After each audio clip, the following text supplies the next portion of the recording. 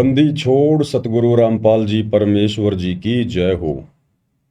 सत्साई भाई और बहनों, दया परमपिता परमेश्वर जी की, सारी सृष्टि के मालिक, पूरी कायनात के रचयिता सतगुरु रामपाल जी भगवान की, जो कि 8 सितंबर 1951 से भारतवर्ष की पावन भूमि पर प्रकट हैं। ये वही कल की भगवान हैं जिन्हें दुनिया आजकल यूट्यूब पर ढूंढ रही है।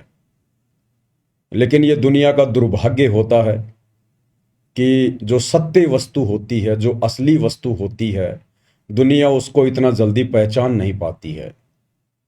और जब सब कुछ खत्म हो लेता है, उसके बाद दुनिया स्वीकार करती है कि हाँ, वे ही परमात्मा थे, वे ही भगवान थे। आज से पहले ऐसे उदाहरण घटित हो चुके हैं। द्वापर में विष्णु के अवतार श्री रामचंद्र जी आए। उस समय किसी ने भी उनको परमात्मा नहीं माना, भगवान नहीं माना। उनके साथ लोगों ने वैसा ही दुर्व्यवहार किया जैसा कि एक इंसान के साथ किया करते हैं। और फिर उनके जाने के हजारों वर्षों बाद, लाखों वर्षों बाद, आज कलयुग में उनके मंदिर बना बनाकर, उनकी मूर्तियां बना बनाकर और उनको परमात्मा का दर्जा देकर पूजा की जा रही है। परंतु आज हमें मिलेगा क्या? वो मूर्तियां हमें देंगी क्या? वो मंदिर हमें देंगे क्या? गाय या भैंस के मरने के बाद उसकी पत्थर की या सोने चांदी की मूर्ति बनाकर अगर हम उसके नीचे दूध निकालने के लिए बाल्टी लेकर बैठेंगे तो क्या वो दूध देगी? तो यही स्थिति वर्तमान में श्री रामचंद्र जी के मंदिर और उनकी मूर्तियों की है। दुनिया केवल उनको पूजकर अपना समय और समाज ही बर्बाद कर रही है। दुनिया को जो भी कुछ मिलना है या मिल रहा है वो उनके पूर्व जन्मों की भक्ति के संस्कार के आधार से मिल रहा है। और वे मूढ़ प्राणी सोच रहे हैं कि हमें श्री राम जी दे रहे हैं, हम जो भक्ति कर रहे हैं उस भक्ति से हमें मिल रहा है। यही गलती द्वापर में जब श्री कृष्ण जी आए, वही विष्णु जी के अवतार, तो लोगों ने उस समय भी उनको परमात्मा के रूप में नहीं माना, उनको भगवान के रूप में नहीं माना, उनको श्री विष्णु जी के रूप में नहीं माना। और उनके साथ में सदा लड़ाई झगड़े, मन मुटाव, राग द्वेष, ईर्ष्या करने में लगे रहे। और उनके शरीर छोड़कर जाने के आज हजारों वर्षों बाद कलयुग में उनके मंदिर बना बनाकर, मंदिरों में करोड़ों अरबों रुपया बर्बाद कर करके, उनकी मूर्तियां बना बना के, लड्डू गोपाल बना बना के, और आज उनसे लाभ प्राप्त करने की उनसे कामना की जा रही है। कुछ नहीं मिलेगा, 1% भी नहीं मिलेगा। क्योंकि डॉक्टर के मरने के बाद आप उसकी कितनी ही बढ़िया मूर्ति क्यों ना बना दें, कितना ही दंडवत क्यों ना करें, आप उसकी कितनी पूजा पाठ क्यों ना करें, डॉक्टर के मरने के बाद डॉक्टर की वो पत्थर की या सोने चांदी की मूर्ति वो लाभ नहीं दे सकती जो लाभ जीते जी डॉक्टर दे सकता था। तो ठीक यही स्थिति वर्तमान में दुनिया की बनी हुई है। आध्यात्मिक अज्ञानता के कारण, तत्व ज्ञानहीनता के कारण।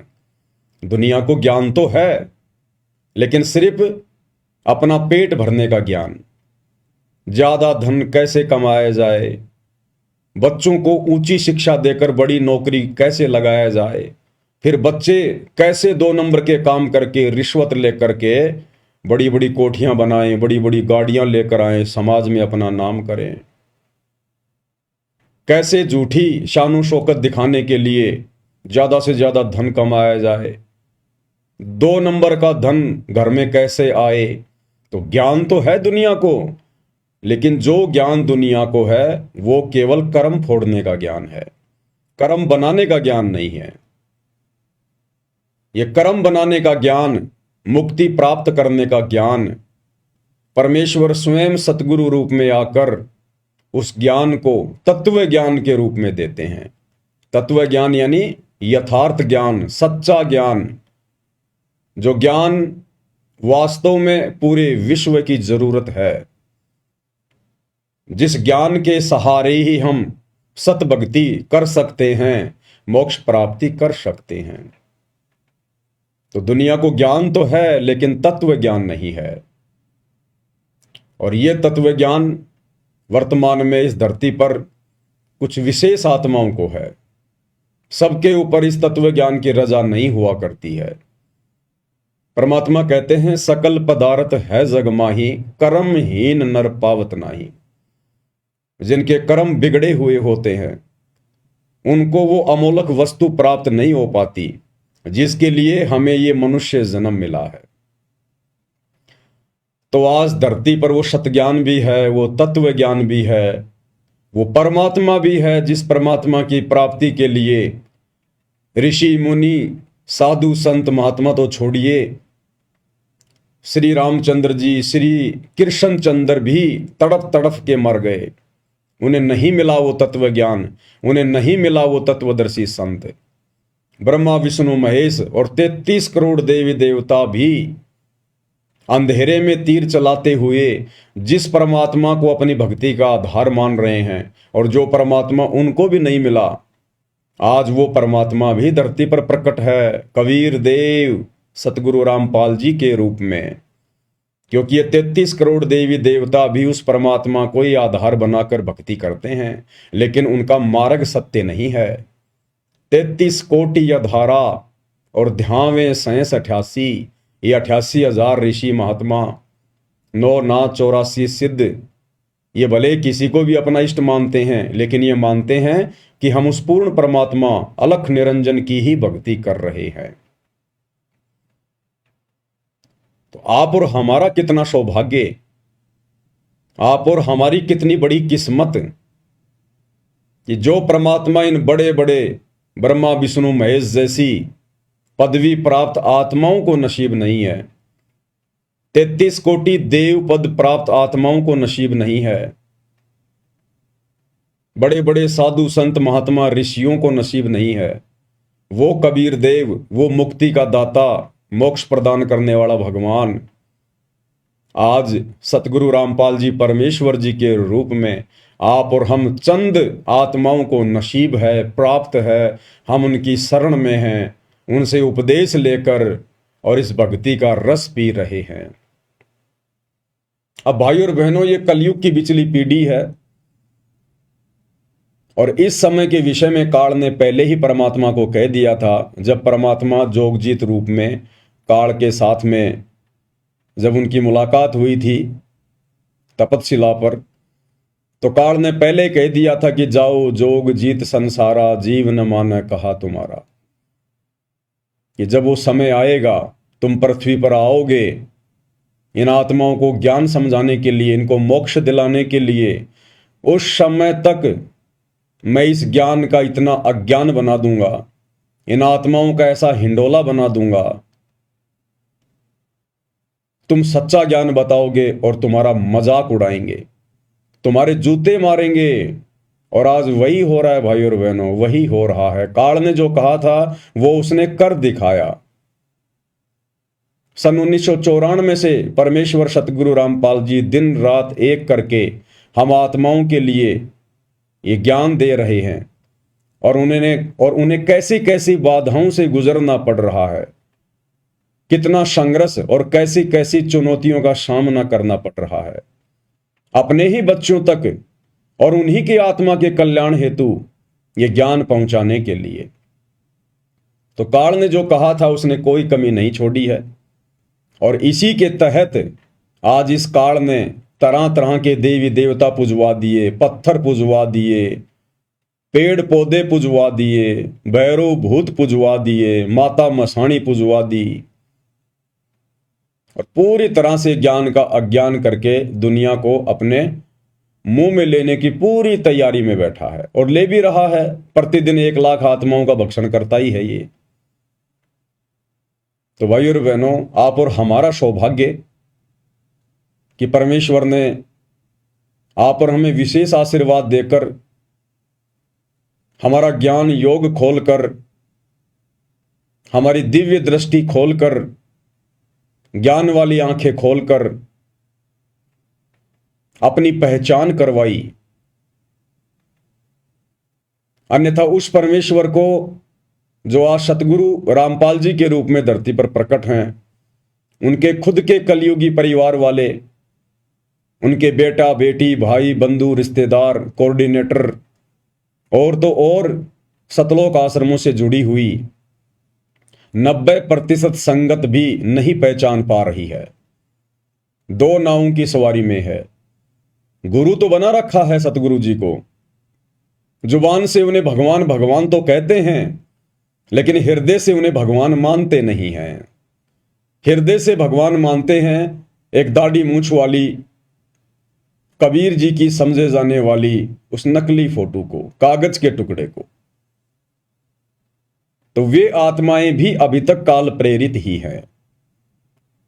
उन आत्माओं पर सतगुरु की वो रजा नहीं हो पाई है जो रजा साध संगति से जोड़कर आप और हम सत्सेवक आत्माओं पर गुरुदेव ने कर दी है। तो भाई और बहनों, ये दुनिया समझे ना समझे, उनके अपने संस्कार, उनकी अपनी किस्मत, हमारे खुद के गुरु भाई बहन समझे या ना समझे, उनकी किस्मत, उनका भाग्य, उनके संस्कार। परंतु जिन आत्माओं पर परमेश्वर ने दया कर दी है, अपनी पहचान करवा दी है, तो हम आत्माओं ने अब सिर धड़ की बाजी लगानी है। हमने ना तो उन जगत वालों के झूठे आडंबरों को देखना है, उनके पाखंड को देखना है, और ना हमने परमेश्वर सतगुरु रामपाल जी के शत भक्ति मार्ग में, उनके यथार्थ 13वें कबीर पंथ में काल प्रेरणा से जो आडंबर, जो पाखंड, उनको ना पहचान कर उनके काल प्रेरित कलयुगी परिवार ने फैला दिया है, ना हमने उनको देखना है। चाहे कितने ही आदेश निकाले जाएं, कितने ही पीले पर्चे डाले जाएं, कितनी ही ज्ञान विरुद्ध हरकतें की जाएं, हमने उनको नहीं देखना। हमने केवल उस आधार से भक्ति मार्ग पर आगे चलना है जो आधार हमें गुरुदेव ने बताया, और वो आधार है ज्ञान आधार। यानी गुरुदेव ने हमें जो सत्संग दिए हैं वो कंप्लीट भक्ति का विधान है, संविधान है। उसके विपरीत गुरुदेव कोई आदेश नहीं देंगे, और यदि उसके विपरीत हमें कोई आदेश दे रहा है गुरुदेव का नाम लेकर, तो हमने बिल्कुल भी यकीन नहीं करना है, हमने डरना भी नहीं है, हमने घबराना भी नहीं है, हमने विचलित भी नहीं होना है। क्योंकि टीचर ने जो सिलेबस दे दिया उसी में से परीक्षा लेगा। तो सन 2014 बरवाला कांड के बाद का समय आप और हम सभी भाई बहनों की परीक्षा का समय है, और गुरुदेव ने सन 1994 से 2014 तक जो सत्संग कर दिए हैं, जो भक्ति का पाठ हमें पढ़ा दिया है, हमने केवल उसी आधार से अपनी परीक्षा को देना है। ना जल्दबाजी करनी है, ना जोश में होश खोना है, ना अन्य कोई घटिया हरकत करनी है।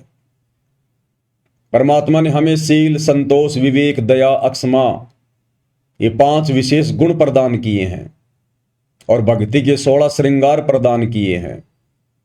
हमने इनके अंतर्गत रहकर ही अपनी परीक्षा को देना है, तभी हमारे गुरुदेव हमसे प्रसन्न होंगे। हमने भावनाओं में बहकर कोई भी गलत कदम नहीं उठाना है। चाहे मैं पवन दास आप जी को कोई भी संदेशा दूं मालिक के आशीर्वाद से, चाहे अन्य कोई भगत भाई बहन संदेशा दे, चाहे सतलोक आश्रम वालों की तरफ से कोई आदेश आए, हमने जल्दबाजी में निर्णय नहीं लेना है, भावनाओं में नहीं बहना है।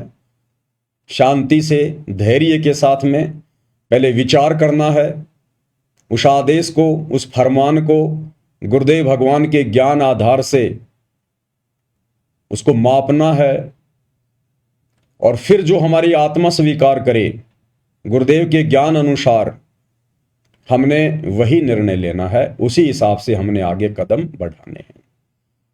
तो भाई और बहनों, काल हमसे गलतियां करवाएगा, मनमाना आचरण भी करवाएगा, जल्दबाजी में गलत फैसले दिलवा कर भी हमारी मर्यादा तोड़वाएगा, पूरी कोशिश करेगा, क्योंकि उसका भोजन इस वक्त उसके मुंह से छूट रहा है। तो अपना भोजन आसानी से कौन छूटने देता है? जब सूअर यहां आसानी से उस लैट्रिन को नहीं जाने देता जो दूसरा सूअर खाने की कोशिश करता है, कुत्ता इतनी आसानी से हड्डी नहीं छोड़ता जिस हड्डी को देखकर दूसरा कुत्ता आ जाता है। तो भला ये काल ज्योति निरंजन हम आत्माएं जिसकी खुराक हैं, हमारा वो मैल, वो गंध जो सूक्ष्म रूप में हमारे सूक्ष्म शरीर में जमा हो जाता है, भला ये इतनी आसानी से हम जीवात्माओं को शतलोक कैसे जाने देगा। तो एकमात्र हमारे पास यदि कोई आधार है इस काल से बचने का, तो केवल गुरुदेव का ज्ञान आधार, और ज्ञान आधार से भक्ति करेंगे तो मर्यादा तोड़ने से बचेंगे, और मर्यादा टूटने से बचेगी तो सतगुरु अपना आशीर्वाद बनाकर रखेंगे, और जब सतगुरु अपना आशीर्वाद बनाकर रखेंगे तो फिर हमें कोई डगमग नहीं कर सकता, हमें कोई विचलित नहीं कर सकता। इसलिए वर्तमान परीक्षा के समय में ज्ञान आधार बहुत ही जरूरी है। तो भाई और बहनों, हिसार जेल से जो विशेष संदेश आ रहे हैं पूज्य गुरुदेव भगवान के विशेष आशीर्वाद से, उनकी विशेष साध संगति से जुड़ी हुई सत्सेवक आत्माओं को दृढ़ता प्रदान करने के लिए आज विशेष संदेश नंबर 13 का पार्ट नंबर 9 है। और क्या कुछ गुरुदेव अपने मुखार विंद से आप और हमें सुशिक्षा दे रहे हैं, साथ साथ में उन्हीं के आशीर्वाद से हम विश्लेषण भी करते हुए चलेंगे। अब गरीबदास जी कहते, कल्पे कारण कौन है, कर सेवा निकाम, निष्काम भाव से बगैर किसी मनोकामना के तू सेवा करता रह, भक्ति करता रह, और मन इच्छा फल देगा जब पड़े धनी तक काम। तो भाई और बहनों, हम विशेष संदेश में आगे बढ़े उससे पहले पूज्य गुरुदेव भगवान का जयकारा लगाएंगे, मालिक की वंदना करेंगे, उनका आशीर्वाद प्राप्त करेंगे। बंदी छोड़ सतगुरु रामपाल जी परमेश्वर जी की जय हो।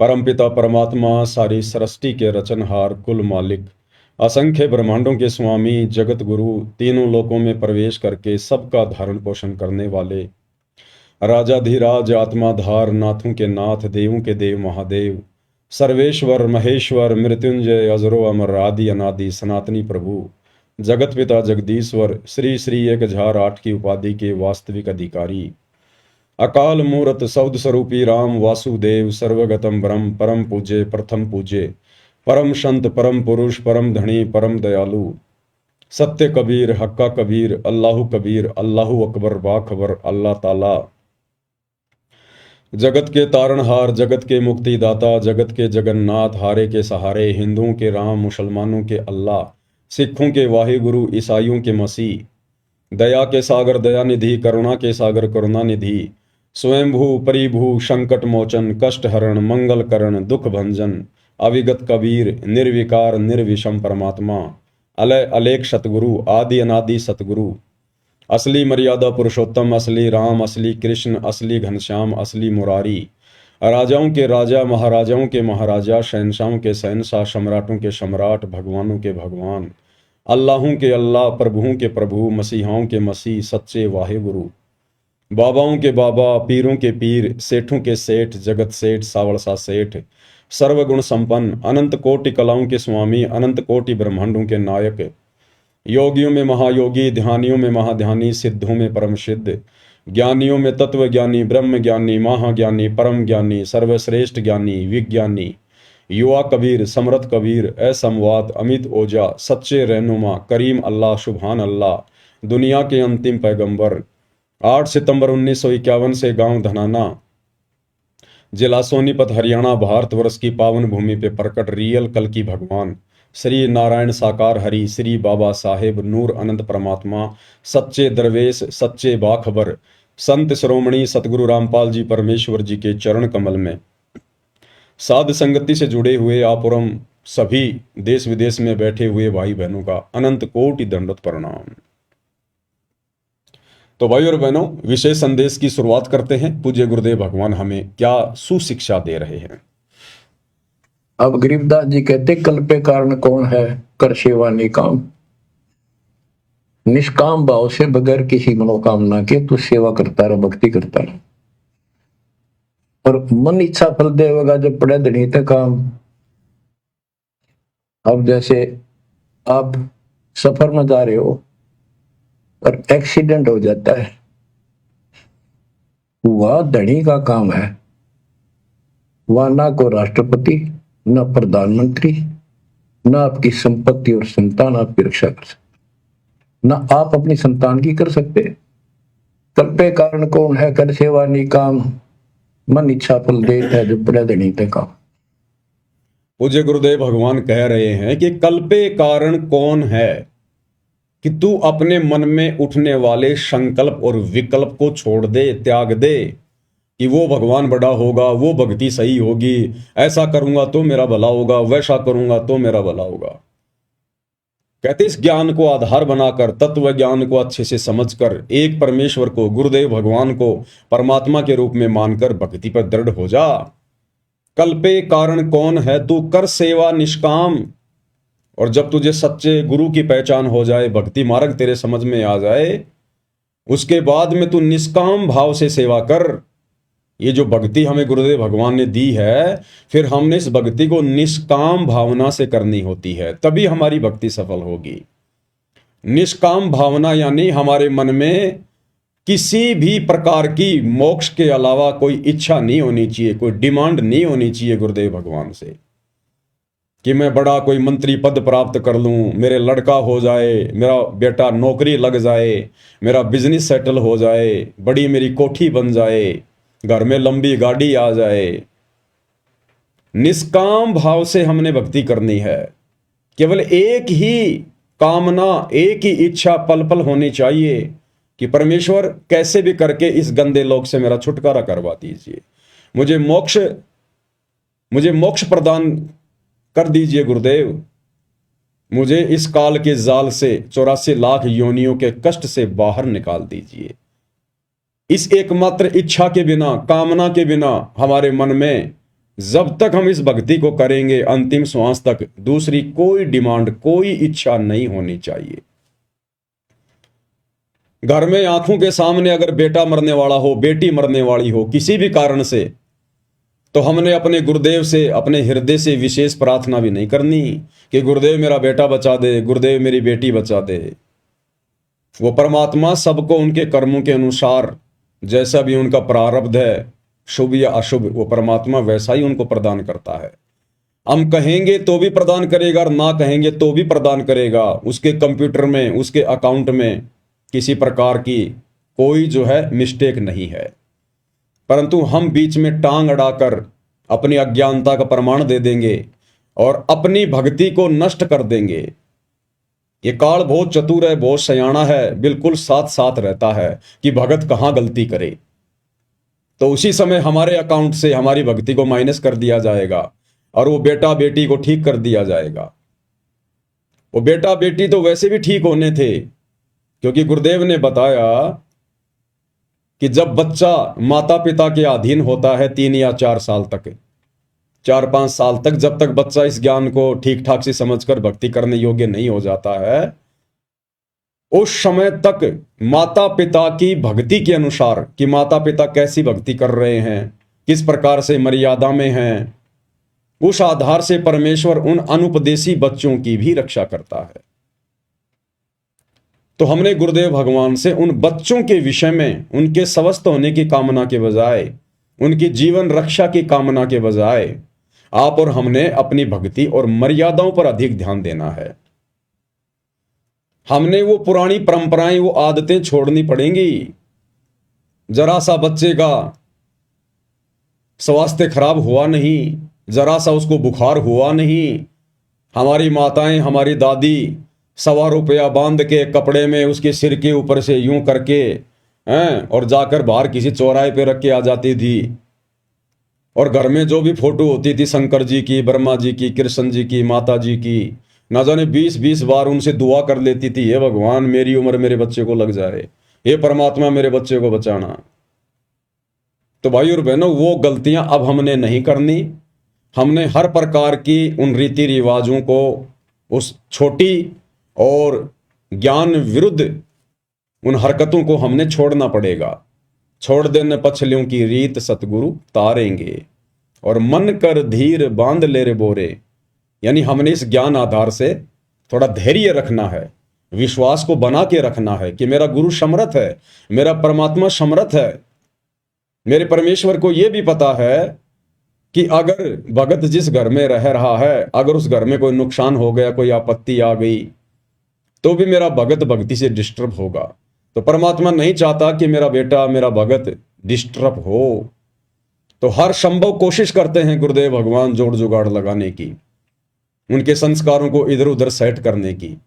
लेकिन उसके लिए भाई और बहनों, आप और हमने दृढ़ रहना पड़ेगा। आप और हमारी भूमिका बहुत ज्यादा महत्व रखती है, यानी माता पिता की। अगर बच्चे छोटे हैं तो माता पिता की भूमिका बहुत ज्यादा है। माता पिता की भक्ति के आधार से, उनके समर्पण भाव को देखकर, उनकी मर्यादा को देखकर गुरुदेव भगवान उन बच्चों की भी यथासंभव रक्षा करते हैं। और एक सत्संग में तो गुरुदेव ने बताया कि अगर आप भक्ति पे पूर्णतया दृढ़ हो जाओ, बिल्कुल संसार की सुनना ही बंद कर दो, तो परमेश्वर आपके रिश्तेदारों तक की रक्षा करेंगे, रिश्तेदारों तक की। ये वो परमात्मा है। तो बच्चों की तो चिंता ही छोड़ देनी चाहिए हमने। कोशिश करें हम अपने बच्चों को इस मार्ग पर लगाएं, ज्ञान समझाएं। और फिर भी यदि वो नहीं मानते हैं तो फिर इसमें आप और हमारा दोष नहीं है। और यदि फिर उसके बाद जब वो बच्चे समझदार हो जाते हैं, 12, 13, 14, 15 साल के, 20 साल के, और यदि इस भक्ति मार्ग को नहीं अपनाते हैं, अपनी मनमानियां करते हैं, जगत भाव में चलते हैं, और यदि फिर उनके साथ कोई अप्रिय घटना घटित होती है, तो फिर उस समय भगत ने फिर चिंता नहीं करनी चाहिए, भगत ने फिर चिंतित नहीं होना चाहिए। क्योंकि ना तो आपने समझाने में कोई कमी छोड़ी, ना परमात्मा ने मौका देने में कोई कमी छोड़ी। अब भाई उन आत्माओं के अपने संस्कार हैं। ऐसे बेटा बेटी ना जाने हमने करोड़ों अरबों पैदा कर करके छोड़ रखे हैं, जिनके नाम के गांव बसे हुए हैं, आज हमें पता भी नहीं है। हमारे असंख्यों मनुष्य जन्म हो चुके हैं, हर जन्म में बेटा बेटी तो पैदा करते ही हैं। हम भी किसी के बेटा बेटी रहे हैं, हमारे भी कितने बेटा बेटी रहे हैं। अब पिछले जन्म में हमारे माता पिता कौन थे, हमारे बेटा बेटी कौन थे, हमें कुछ भी याद नहीं है, भुला दिया गया है। तो ऐसे ही हमारे असंख्य जन्म हो चुके हैं, ना जाने कितने हमारे बेटा बेटी, करोड़ों की संख्या में। उनमें से ना जाने लाखों तो गधे कुत्ते सुअर बनकर 84 लाख योनियों में कष्ट भोग रहे हैं, फिर हमें उनकी चिंता क्यों नहीं है। उनमें से ना जाने कितने मंत्री बन रहे हैं, कोई संतरी बन रहे हैं, कोई बड़े बड़े अधिकारी बन के बैठे हैं मनुष्य जन्म लेके, फिर हम उनकी चिंता क्यों नहीं कर रहे कि ये भगवान वो भक्ति नहीं करेंगे तो उनका क्या होगा। तो भाई और बहनों, जब हमें उन असंख्य जन्मों के बेटा बेटियों की चिंता नहीं है, तो फिर इस वर्तमान जन्म के बेटा बेटियों की हमें इतनी चिंता क्यों। परमात्मा इसी चिंता को तो समाप्त करवाना चाहते हैं अपना ज्ञान देकर, ज्ञान आधार से, कि जिस प्रकार तुम उनको भूल गए, तुमने उनको भगवान भरोसे छोड़ दिया। तुम्हारे मरने के बाद तुम ये सोचते सोचते मर गए थे कि हे भगवान मेरे बेटे का क्या होगा, मेरी बेटी का क्या होगा। और तेरे मरने के बाद वो बेटा भी वहीं रहा होगा, वो बेटी भी वहीं रही होगी, और तू जीते जी उनको इस काबिल नहीं बना पाता जितने काबिल वो तेरे मरने के बाद बन गए होंगे। अक्सर हम लोग देखते हैं जिनके माता पिता होते हैं, और माता पिता भी अच्छे अच्छे पद पे होते हैं, पढ़े लिखे होते हैं, नौकरी पेशे वाले होते हैं, और वो खूब कोशिश करते हैं, अपने बच्चों को पढ़ाते हैं, उन पे पैसा भी लगाते हैं, और वो बच्चे अंत में नालायक निकल जाते हैं, ना कोई नौकरी लगते, ना ढंग का कोई बिजनेस करते, माता पिता की कमाई हुई संपत्ति को भी ठिकाने लगा देते हैं। और कुछ एक ऐसे उदाहरण होते हैं, छोटे छोटे बच्चों के जो पिताजी हैं वो मर जाते हैं, या उनकी माताजी मर जाती है। बचपन में उनकी परवरिश भी उनके काका ताऊ ने या उनके दादा दादी ने की होती है, और वो बच्चे पढ़ लिख कर अच्छे राजकीय पदों पर बैठ जाते हैं, अच्छी उनकी सैलरी होती है, बढ़िया सरकारी सुविधा लेते हैं, बड़े बड़े वो बिजनेसमैन बन जाते हैं। तो भाई और बहनों, माता पिता दादा दादी ये नहीं बनाते, उनके संस्कार बनाते हैं उनको, और वो संस्कार बने होते हैं हमारी भक्ति के कारण, जो हमने किसी जन्म में की होती है।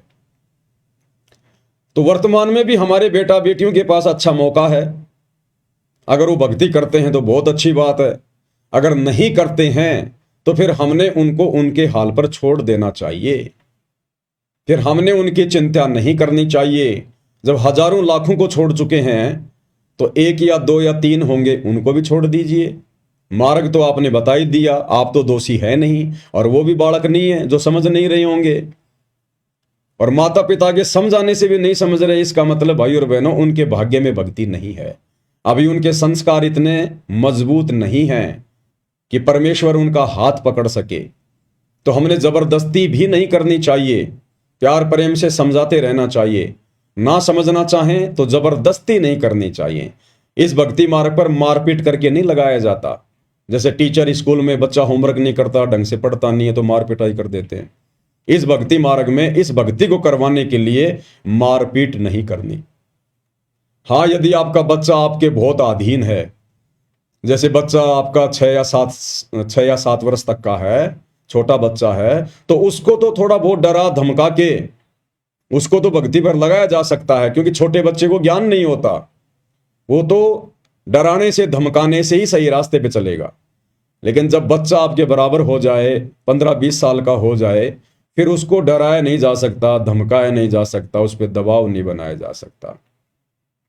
क्योंकि भाई और बहनों, 15 साल के बाद आपका बच्चा लायक होगा या नालायक होगा, सपूत होगा या कपूत होगा, ये उसके संस्कार पे निर्भर करेगा। यदि किसी ने अपने बेटा बेटी को भक्ति पे लगा रखा है अपने साथ में, और यदि अभी उनकी उम्र 10-12 साल है, 5-6 साल है, तो ये ना समझे कि मेरा बेटा बहुत अच्छा भगत बन गया, जैसा मैं कह रहा हूं वैसा ही कर रहा है। भाई और बहनों, अभी वो आपके अधीन है। जब 15 साल के बाद वो बड़ा होने लगेगा, उसके बाद उसके अपने संस्कार काम करने लगेंगे। उसके बाद पता चलेगा वो आपका है या काल का है, वो सपूत है या कपूत है, वो भक्ति करेगा या फिर बर्बादी करेगा। क्योंकि जैसे उसके संस्कार होंगे, प्रफुल्लित होंगे, वैसा ही वो मार्ग पकड़ेगा। उसके बाद वो आपकी नहीं सुनेगा फिर। और फिर भी यदि कोई माता पिता की आज्ञा में रहता है, भक्ति कर रहा है, तो बहुत अच्छी बात है, परमात्मा की अच्छी आत्मा है। लेकिन हमने आश्रित नहीं होना, उनके भरोसे रहने की नहीं सोचनी है कि बेटा बेटी बिगड़ गए तो मेरा बुढ़ापे में क्या होगा, मेरे बुढ़ापे के सहारे का क्या होगा। नहीं, जिनके बेटा बेटी नहीं है, जिनको परमात्मा ने इस आफत में डाला ही नहीं है, आम समाज जिनको बांझ कहता है, और वो परमात्मा की विशेष प्यारी आत्मा होती है, परमात्मा ने इस लफड़े में उनको डाला ही नहीं है, उनका तो सीधा मोक्ष अगर मर्यादा में रह के भक्ति पर लगे रहे तो वो भी तो किसी के आसरे जिएंगे, वो भी तो किसी के आसरे भक्ति कर रहे हैं। अंत में हमारा बुढ़ापा संवारेगा हमारा भगवान, हमारा गुरु, जो तीनों लोकों में प्रवेश करके सबका धारण पोषण कर रहा है। संस्कार आधार से परमात्मा सबकी परवरिश कर रहा है। हमारा गुरु हमें संभालेगा, हमारी परवरिश हमारा गुरु करवाएगा। पहली बात तो जो शास्त्र अनुकूल सत भक्ति पूज्य गुरुदेव भगवान से आप और हमें वर्तमान में प्राप्त है, इस भक्ति के करने से बुढ़ापे में आप और हमारा वो हसर होगा ही नहीं। जो हसर माया के पीछे दौड़ने वाले, शास्त्र विरुद्ध टूटी फूटी भक्ति करने वाले, देवी देवताओं पर आश्रित और अपनी संपत्ति और अपने परिवार पर आश्रित जो व्यक्ति हैं, जब जिनका बुढ़ापा आता है, जो दुर्गति उनकी होती है, वो दुर्गति भगत भाई बहनों की तो होगी ही नहीं। जहां दुनिया वाले कोई जो देवी देवताओं की भक्ति करते हैं, शास्त्र विरुद्ध साधना करते हैं, उल्टा सीधा खाना पीना, जहां 60-70 साल की उम्र में उनके घुटने टूट जाएंगे, उनका शरीर जवाब दे जाएगा, काया उनकी रोगी हो जाएगी, उस समय आप और हम भगत भाई बहन यदि शरीर में रहे तो घोड़े की तरह चलेंगे, घोड़े की तरह। बिल्कुल ऐसे युवा शरीर रहेगा हमारा, 70 साल की उम्र में भी, 80 साल की उम्र में भी। आपने दादा गुरुदेव को नहीं देखा? गुरुदेव भगवान कितना उनका जो है गुणगान करते हैं, उनका बखान करते हैं कि जब मैंने उपदेश लिया उस समय मेरे गुरुदेव की आयु 104 वर्ष की थी और बिल्कुल लाल चेहरा, स्वस्थ शरीर, कोई रोग नहीं। और जिस समय दादा गुरुदेव ने शरीर त्यागा, उस समय भी कोई रोग नहीं, कोई परेशानी नहीं, ना कोई जुबान बंद, ना कोई टट्टी पेशाब, कुछ नहीं। जबकि दादा गुरुदेव तो 12वें पंथ में थे, 12वें पंथ में।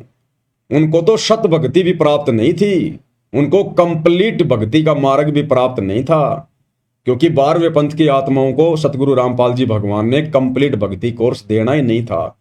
दादा गुरुदेव का तो अब दोबारा से जन्म होगा, दोबारा से उनको फिर से सतगुरु रामपाल जी की शरण में आना पड़ेगा, तब कहीं जाकर उनका मोक्ष होगा। तो सोचिए भाई और बहनों, आप और हम तो बिल्कुल गोल पर आ गए, गोल पर, बिल्कुल मौके के समय पर हैं, यथार्थ 13वें कबीर पंथ में, डायरेक्ट भगवान के चरणों में। सत भक्ति हमें प्राप्त है और मर्यादा में रहकर हम भक्ति कर रहे हैं। आप और हमें तो परमात्मा अपनी पलकों पे रखेगा, अपने हाथों पर। समस्या नाम की कोई चिड़िया नजदीक भी नहीं आने देगा परमात्मा, अगर हम उनके वफादार कुत्ते बनकर इसी प्रकार से उनके चरणों को चाटते रहे तो। इसलिए आप और हमने अपने परिवार की, अपने बच्चों की, हमने किसी की कोई चिंता नहीं करनी है। और गुरुदेव ने बताया कि जब कोई परिवार का सदस्य शरीर छोड़ता है तो हमने रोना धोना बिल्कुल भी नहीं है, बिल्कुल भी रोना धोना नहीं है। मन भी छोटा नहीं करना, चेहरा भी उदास नहीं होना चाहिए। अगर परिवार का कोई उपदेशी सदस्य शरीर छोड़ रहा है तो उल्टा हमने उसको हिम्मत देनी चाहिए कि भाई तेरा तो बहुत बढ़िया भाग्य, सौभाग्य, परमात्मा ने तेरी जगह मुझे क्यों नहीं लिया, मेरा समय क्यों नहीं आया। आप तो सीधे सतलोक जाओगे, परमात्मा के विमान में बैठ के जाओगे, आप तो हमसे पहले सतलोक में जाओगे। और हम क्या करेंगे, हम भी आ रहे हैं पीछे पीछे। हम कितने दिन रहेंगे यहां पर, और 2 4 5 10 साल, उसके बाद हम भी आए और वहीं मिलके आराम से एंजॉय करेंगे, मस्ती करेंगे वहां। जैसे कोई परिवार का कोई बेटा या कोई बेटी, उसका ज्वाइनिंग लेटर आ जाता है और जब उसको सरकार नौकरी ज्वाइन करने के लिए बुलवाती है तो कैसे घर के सदस्य उसकी आरती उतारा करते थे, उसको विदा करने से पहले उसके टीके लगाया करते थे, उसका सामान उठा के अपने कंधों पर उसको बस स्टैंड तक लेके जाते थे और गांव की औरतें गीत गा गा कर उसको विदा करके आती थी खुशी खुशी। और वो भी खुशी खुशी जाया करता था। उसको पता था कि मैं कोई जेल में थोड़ी जा रहा हूं, मैं तो नौकरी पे जा रहा हूं, जहां जाकर पैसे कमाऊंगा, एसी ऑफिस में बैठूंगा। तो इसी प्रकार जो शरीर छोड़ रहा होगा भगत, उसको भी खुशी होनी चाहिए कि मैं जेल में नहीं जा रहा, मैं तो जेल से जा रहा हूं सतलोक। और बाकी सदस्य, उनको भी पता होना चाहिए कि अब इसका पुनर्जन्म नहीं होगा, अब ये अपने परमात्मा के साथ विमान में बैठ के सतलोक जाएगा, इसने तो मोक्ष प्राप्त कर लिया। तो हमने उसको हिम्मत देनी है। अरे हम भगत भाई बहनों ने, अब यदि हमारे गांव में, आसपास में, आड़ोस में या रिश्तेदारी में अगर कोई मर भी जाता है अनुपदेशी, तो जैसे लोग जाते हैं ना दुख में शोक व्यक्त करने के लिए, तो हम जाएं अवश्य। अगर आप जाना उचित समझें तो किसी की मृत्यु होने पर आप बैठने जरूर जाइए, कोई दिक्कत नहीं है। लेकिन हमने पहले की तरह फॉर्मेलिटी नहीं करनी है कि जैसे गांव के नजदीक गए, गाड़ी से नीचे उतरे और लगा के थूक आंखों में, वहां वहां बच्चे की तरह रोना शुरू कर दिया फोकट में। भाई चलो, जिसका बेटा बेटी मर गया होता था पहले, जो जाते थे गांव में, जिसको मुंह कान बोलते थे, तो मान लो किसी का कोई रिश्तेदार मर गया, किसी का कोई बेटा बेटी मर गया या और कोई मर गया, तो वो तो बेचारा ठीक रो है। वो 1 या 2 ही होते थे जिनके कोई खास होते थे, बाकी तो गांव की भीड़ जाती थी, गांव की भीड़। और हम भी जाया करते थे, छोटे बच्चे थे, हम जिद कर लिया करते थे। आसानी से तो हमारी माँ नहीं ले जाती थी, पहले तो 2 4 थप्पड़ ही खाने पड़ते थे ढंग से। और जब ज्यादा रोने लग जाते थे, घाघरा पकड़ लेते थे, मिट्टी में लौट जाते थे, तो फिर हमारे को भी उठा के गाड़ी में बैठा लिया जाता था।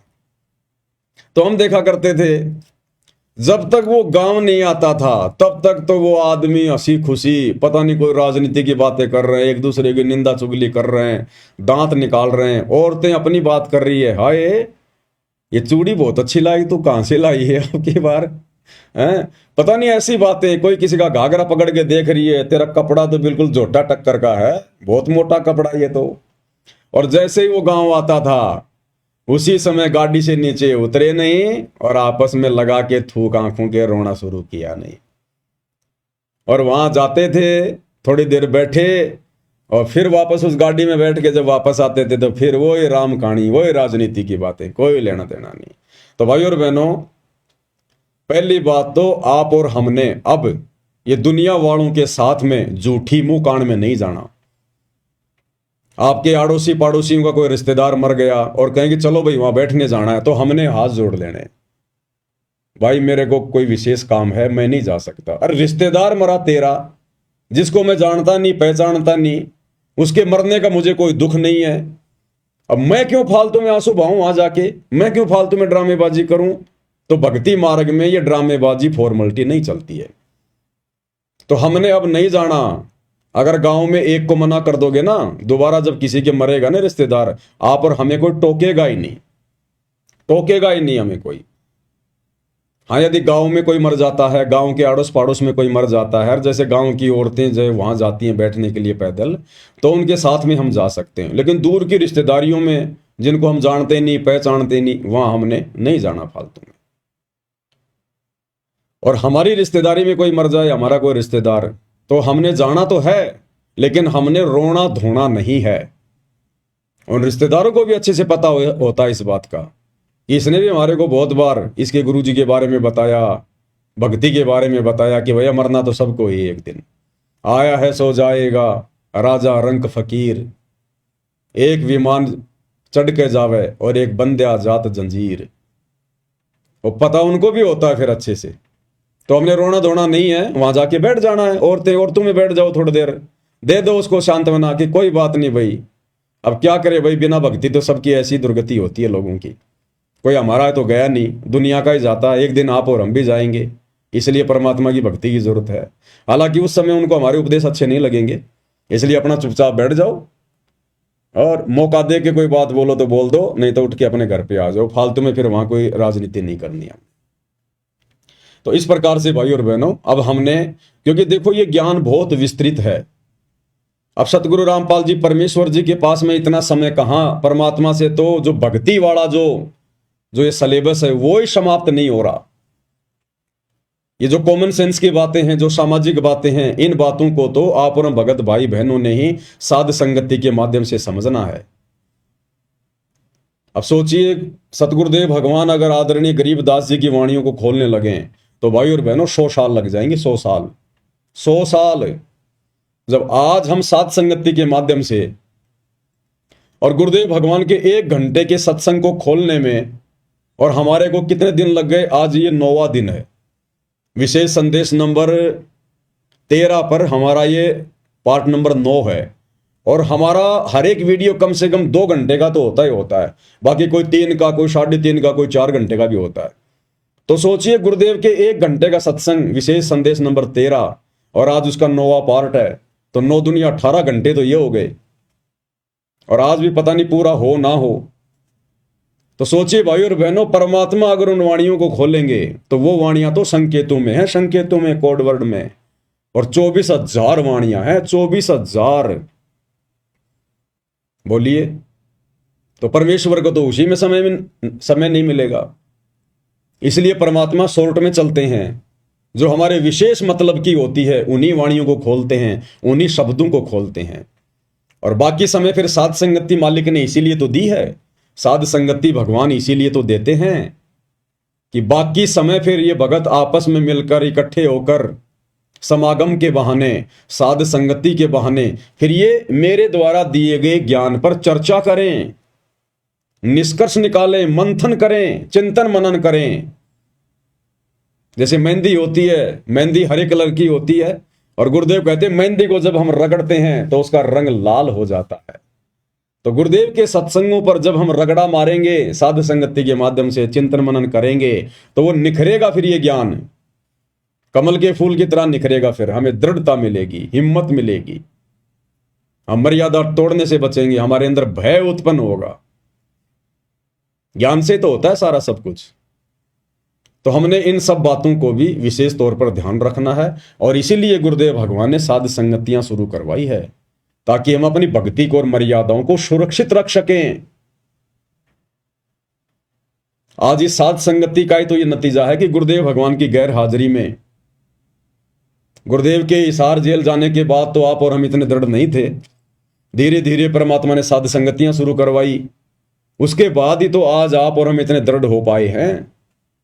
अन्यथा साध संगति के अभाव में कुसंगति के शिकार सतलोक आश्रम मैनेजमेंट हरियाणा वालों को देख लो, किस कदर काल ने उनको उलझा रखा है। मर्यादाओं की तरफ तो उनका ध्यान ही नहीं है कि मर्यादा भी कुछ होती है। भक्ति जरूर ले ली गुरुदेव से, लेकिन भक्ति का जो तरीका है शास्त्र अनुकूल, वो उनको पता ही नहीं है। कैसे भक्ति करनी है, कैसे हमने क्या करना है, क्या क्या मर्यादाएं रखनी है, क्या क्या सावधानियां रखनी है, कहां जाना है, कहां उठना है, कुछ नहीं पता उन्हें। आदेशों के गुलाम बना के रखा हुआ है। तो ये साध संगति का ही तो नतीजा है जो हम इस कदर आज इस भक्ति मार्ग पर गुरुदेव के आशीर्वाद से सफल होने की दिशा में निरंतर आगे बढ़ते जा रहे हैं।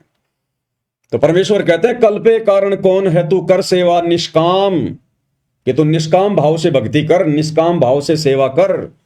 ये तीनों समय की आरती, सत्संग सुनना, सुमरण करना, पांचों यज्ञ करना, परमात्मा की ज्ञान चर्चा करना, ये आता है पूजा में, भक्ति में, सेवा में। तो कहते तू निष्काम भाव से कर, कोई इच्छा मत रख, कोई डिमांड मत कर। तुम्हारा गुरु, तुम्हारा परमात्मा सर्वज्ञ है, जानी जान है, अंतर्यामी है। उन्हें बोलकर बताने की जरूरत नहीं है, रोककर दिखाने की जरूरत नहीं है। वो सब कुछ जानता है, तेरे असंख्य जन्मों की जानता है, भूत भविष्य वर्तमान सब जानता है। और वो जो भी कुछ देगा तेरी भक्ति के आधार से देगा, क्योंकि तेरे को वर्तमान में उसने एक विशेष कार्य दे दिया, विशेष सेवा दे दी, भक्ति। और जैसी तू भक्ति करेगा वैसा ही बराबर तुझे फल देता चला जाएगा। तो तेरे को किसी से मांगने की जरूरत नहीं है। जिस प्रकार यात्री ने जयपुर से दिल्ली जाना है, जितने कदम वो चलेगा उतनी दूरी ऑटोमेटिक कम होती जाएगी, ऑटोमेटिक। वो नापने की जरूरत नहीं है, जितने कदम हम उस तरफ रखेंगे उतनी दूरी कम होती चली जाएगी। तो जितना हम भक्ति मार्ग पर ज्ञान को आधार बनाकर मर्यादाओं के साथ में आगे बढ़ते जाएंगे, परमात्मा हमारे उतने ही नजदीक आते चले जाएंगे। ना रोने धोने की जरूरत है, ना कोई प्रार्थना लगाने की जरूरत है, ना कोई मन में इच्छा या कोई कामना रखने की जरूरत है। इसलिए गुरुदेव कहते हैं कल्पे कारण कौन है, इन्हें छोड़ दे सब इधर उधर की बातें, और कर सेवा निष्काम, इस भक्ति को निष्काम भाव से कर। और मन इच्छा फल देऊंगा जब पड़ेगा मेरे से काम। जब हमारे ऊपर कोई आपत्ति आनी होगी, हमारे भाग्य की, हमारे प्रारब्ध की, क्योंकि वर्तमान में तो हम ऐसा कोई कार्य करेंगे नहीं, वर्तमान में तो ऐसी कोई गलती हम करेंगे नहीं जिससे हमारे ऊपर आपत्ति आनी हो। तो आपत्ति अगर आएगी, आनी होगी, तो हमारे पिछले बिगड़े हुए उन जो है कर्मों के कारण, उसके लिए परमात्मा ने हमें भक्ति दे दी, मर्यादा बता दी। अगर तू मेरे द्वारा बताई गई भक्ति को मर्यादाओं में रह के करेगा, तो फिर जब तेरे ऊपर कोई समस्या भी आनी होगी, फिर मैं अपने आप देख लूंगा। तेरे को चिंता करने की जरूरत नहीं है। चिंता तो हरि नाम की और न चिंता दास, और जो कोई चिंता नाम बिना सोए काल की फांस। केवल एकमात्र हमने गुरुदेव की भक्ति की चिंता करनी है कि मेरी मर्यादा खंडित ना हो जाए, मेरी भक्ति में कोई कमी ना रह जाए, कोई चूक चाकरी मेरे से ना रह जाए। तो ये हमें गुरुदेव भगवान समझाना चाह रहे हैं कि बच्चों अब तुम समझदार हो गए हो, और अब छोटी मोटी बातों के लिए बिल्कुल भी डिमांड ना किया करो, अन्यथा तुम यहां डिमांड करते रहोगे। इतनी भक्ति तुम करते नहीं, उतनी तुम जो है मतलब फरियाद लगा दोगे। अरे रोजाना आदमी 100 रुपए कमाता नहीं और 150 रुपए का वो खर्चा कर दे रोजाना, तो उल्टा वो तो कर्जमान बन जाएगा। तो एक तो हम इतनी भक्ति नहीं करते, ऊपर से दिन में 20 कोई डिमांड कर देते हैं। तो परमात्मा कहते हैं फिर तुम्हारे पास भक्ति धन जुड़ेगा कैसे, भक्ति का जो प्रेशर है वो बनेगा कैसे। इसलिए अपने गुरु को अंतर्यामी समझकर, सर्वज्ञ जानी जान समझकर, कि उन्हें मेरे ऊपर आने वाली समस्याओं का पहले से ही पता है। जिस प्रकार एक छोटा सा बच्चा 2 साल का, 3 साल का, वो पूर्णतया अपने माता पिता के ऊपर आश्रित होता है। अपने माँ और बाप के अलावा वो किसी को नहीं जानता, किसी को नहीं पहचानता। छोटा सा बच्चा दूसरी औरत उसको ले ले तो रोने लग जाता है, और उसकी माँ की आवाज सुनते उसकी गोद में तुरंत दूध पीने लग जाएगा, शांत हो जाएगा, क्योंकि वो केवल अपने माँ बाप को ही पहचानता है, वो संसार को नहीं देख रहा। तो जब हम उस बच्चे की तरह आश्रित हो जाएंगे, और जब कोई सर्दी आती है तो उसके माता पिता फिर उसके लिए पहले से ही सारी व्यवस्था कर देते हैं। माता पिता को पता होता है कि आगे सर्दी आने वाली है या गर्मी आने वाली है, बच्चे को हल्के कपड़े चाहिए, भारी कपड़े चाहिए, जूते चाहिए, टोपा चाहिए, जैकेट चाहिए, क्या चाहिए। तो बच्चा नहीं बोलता और ना बच्चे को पता, लेकिन माता पिता को पता है, क्योंकि बच्चा माता पिता पे आश्रित है। तो इसी प्रकार हमें नहीं पता हमारे कर्म की कौन सी मार कौन से रास्ते से आ जाएगी, वो कब आ जाएगी, लेकिन हमारे बाप को पता है, हमारी माँ को पता है, सतगुरु रामपाल जी भगवान को पता है तमेव माता च पिता तमेव, तमेव बंधु च सखा तमेव, तमेव विद्या च द्रविणम तमेव, तमेव सर्व मम देव देव। लेकिन ये हमारी मदद कब करेंगे? जब हम उस बच्चे की तरह संसार को ना देखकर, संसार को ना पहचान कर केवल अपने गुरुदेव भगवान को ही सब कुछ जानेंगे, सब कुछ मानेंगे, जब हम उन पर आश्रित हो जाएंगे और अपना तन मन धन अपना शीश हम अपने गुरुदेव भगवान के ऊपर समर्पित कर देंगे कि गुरुदेव अब आपके अलावा मेरा इस नश्वर संसार में कोई नहीं है मालिक, आप ही मेरे आगे, आप ही मेरे पीछे, दाएं बाएं ऊपर नीचे, दसों दिशाओं में केवल आप ही हो परमात्मा, मेरे रक्षक भी आप ही हो, और परमात्मा अगर मेरे भक्षक बनो तो भी आप ही बनना, मुझे काल के हाथ ना लगने देना। और एक शब्द के माध्यम से फिर हमें पूज्य गुरुदेव भगवान ने कि कितना समर्पित होना चाहिए हमने गुरु की पहचान होने के बाद उनके ऊपर, और फिर गुरु क्या करेगा, किस कदर फिर हमारी खैर और खबर रखेगा। सतगुरु महिमा शब्द संग्रह, शब्द नंबर है 29, पेज नंबर 79। तन मन शीस ईस अपने पे, तन मन शीस ईस अपने पे, पैलम चोट चढ़ावे जब कोई राम भगत गति पावे हो जी, तब कोई राम भगत गति पावे हो जी। तन मन शीस ईस अपने पे, तन मन शीस ईस अपने पे, पैलम चोट चढ़ावे जब कोई राम भगत गति पावे हो जी, तब कोई राम भगत गति पावे हो जी। तन मन शीस, अब इसमें सब कुछ आ गया, एक प्रकार से जीवित मरना हो गया, जिसने अपना तन, अपना मन और अपना शीस यानी अपनी इच्छाएं, अपना दुख दर्द, अपनी सारी सोच, अपनी चिंता, सब कुछ अपने गुरुदेव को अर्पित कर दी, समर्पित कर दी कि मरना आपके चरणों में, जीना आपके चरणों में। ईस अपने पे, अपने गुरु को ही अपना इष्ट मानकर, अपना ईश मानकर, अपना भगवान मानकर, इष्ट मानी भगवान, इष्ट मानी जो पूज्य देव होता है, वो मानकर जब हम समर्पित हो जाएंगे फिर गुरुदेव हमें अपनी गोद में बैठा लेंगे। पैलम चोट चढ़ावे, बिल्कुल समर्पित कर दे, जब कोई राम भगत गति पावे, तब कोई राम भगत। कौन राम भगत? सतगुरु रामपाल जी का भगत। असली राम तो ये है, राम राम शब जगत बखाने, आदि राम कोई बिरला जाने। अब रामचंद्र जी जो कि त्रेता युग में आए थे, विष्णु जी के अवतार, राजा दशरथ के बेटे, उनका तो केवल शरीर का नाम था रामचंद्र, राम। असल में वो राम नहीं थे, उनमें गुण राम के नहीं थे, वो तो केवल उनकी पहचान थी, उनका नाम था राम।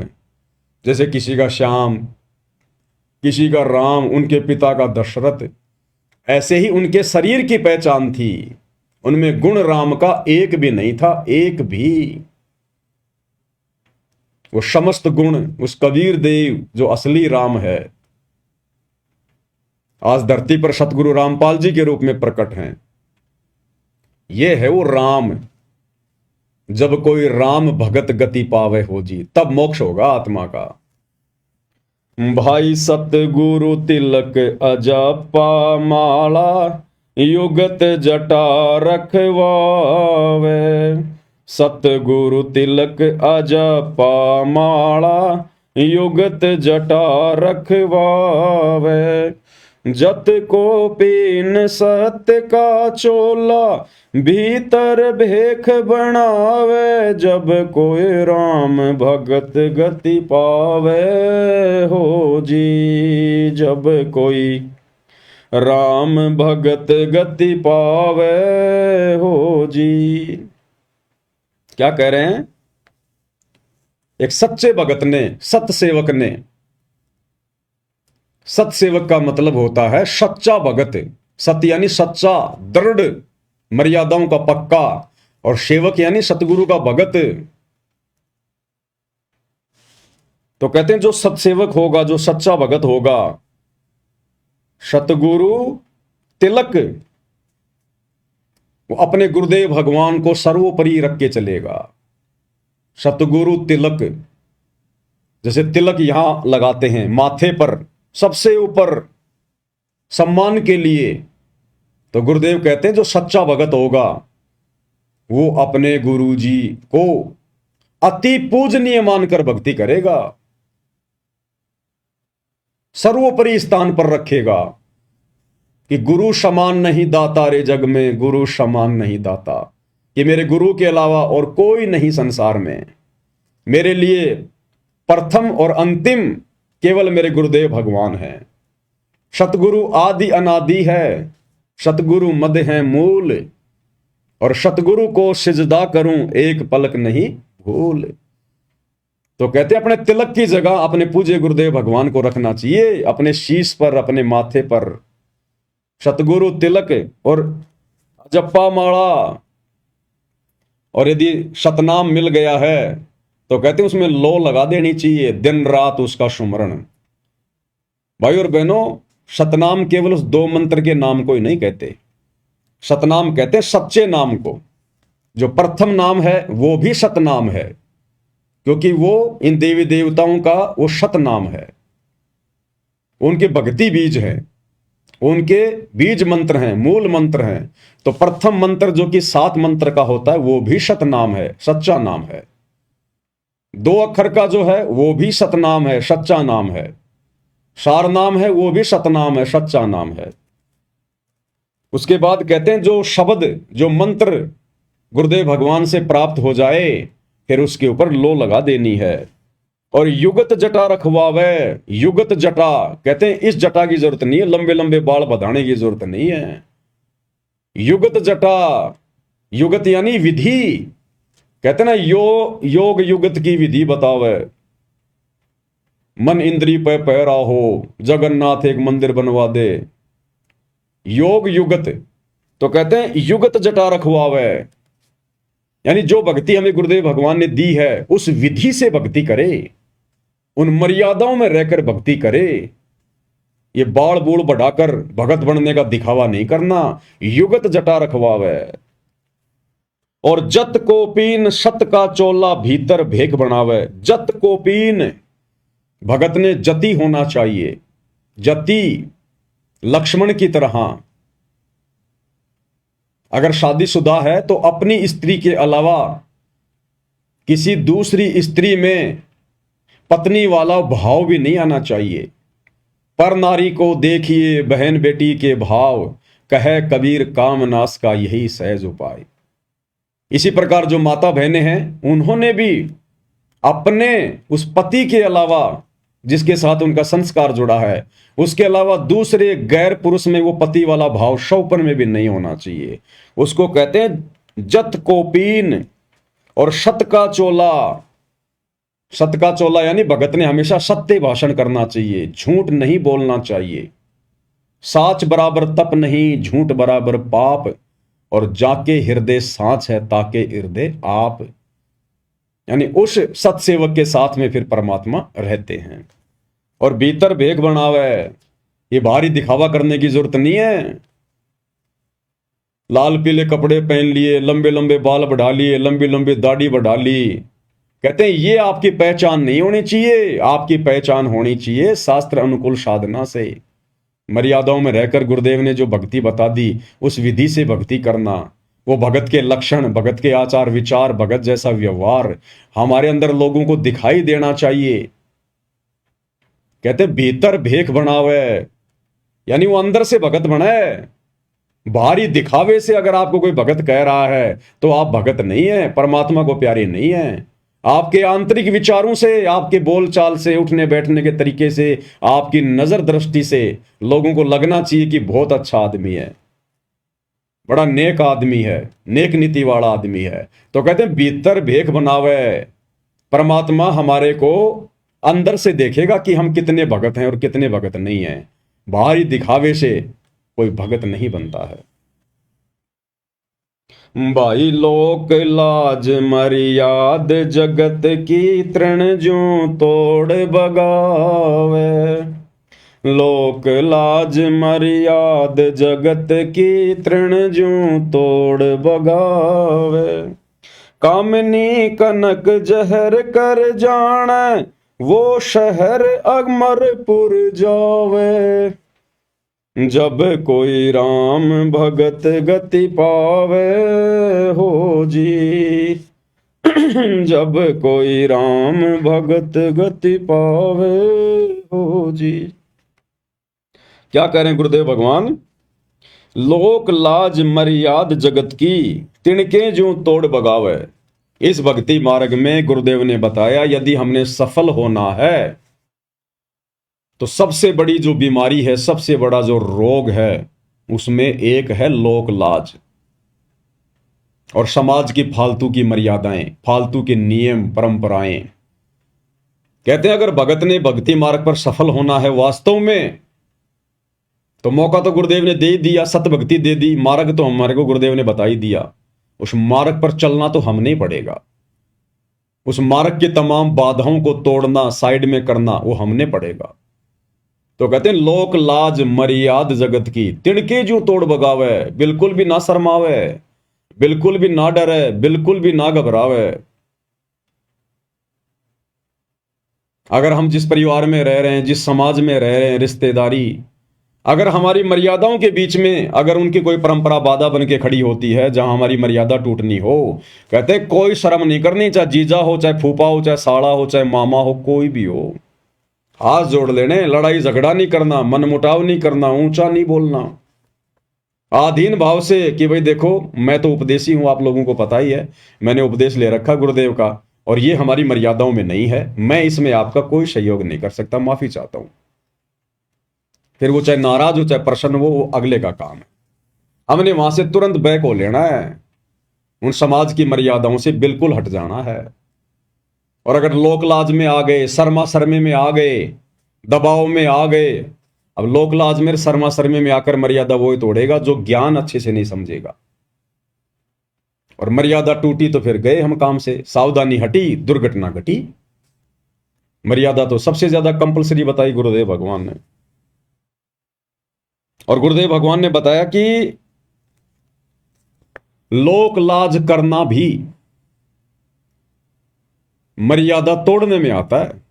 मर्यादा तोड़ने में, जैसे हमारे घर पर कोई रिश्तेदार आ गया, उसको पता है या नहीं पता है कि हम भगत हैं या नहीं हैं, और घर पर आकर अगर उसने बीड़ी का बंडल निकाल लिया बीड़ी पीने के लिए, और आप और हमें पता है कि हम भगत हैं, हमारे घर में परमात्मा का दरबार लगा हुआ, ये सारी चीजें वर्जित हैं, और फिर भी यदि आप लोक लाज में आकर कि मैं कहूंगा तो फूफा जी क्या सोचेंगे, फूफा जी पता नहीं क्या क्या बोलेंगे, उस लोक लाज में आकर यदि हम चुपचाप रहे और उसको बीड़ी पीने दी, तो गुरुदेव कहते हैं कि वो भी तुम्हारी मर्यादा टूटने में आता है। मर्यादा टूटने में कि तुमने उसको रोका क्यों नहीं, टोका क्यों नहीं।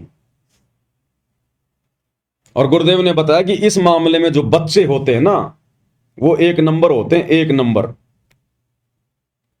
बच्चों को कोई लोकलाज का भय नहीं होता, बच्चों को कोई डर नहीं होता कि फूफा जी क्या सोचेगा, मामा जी क्या सोचेगा।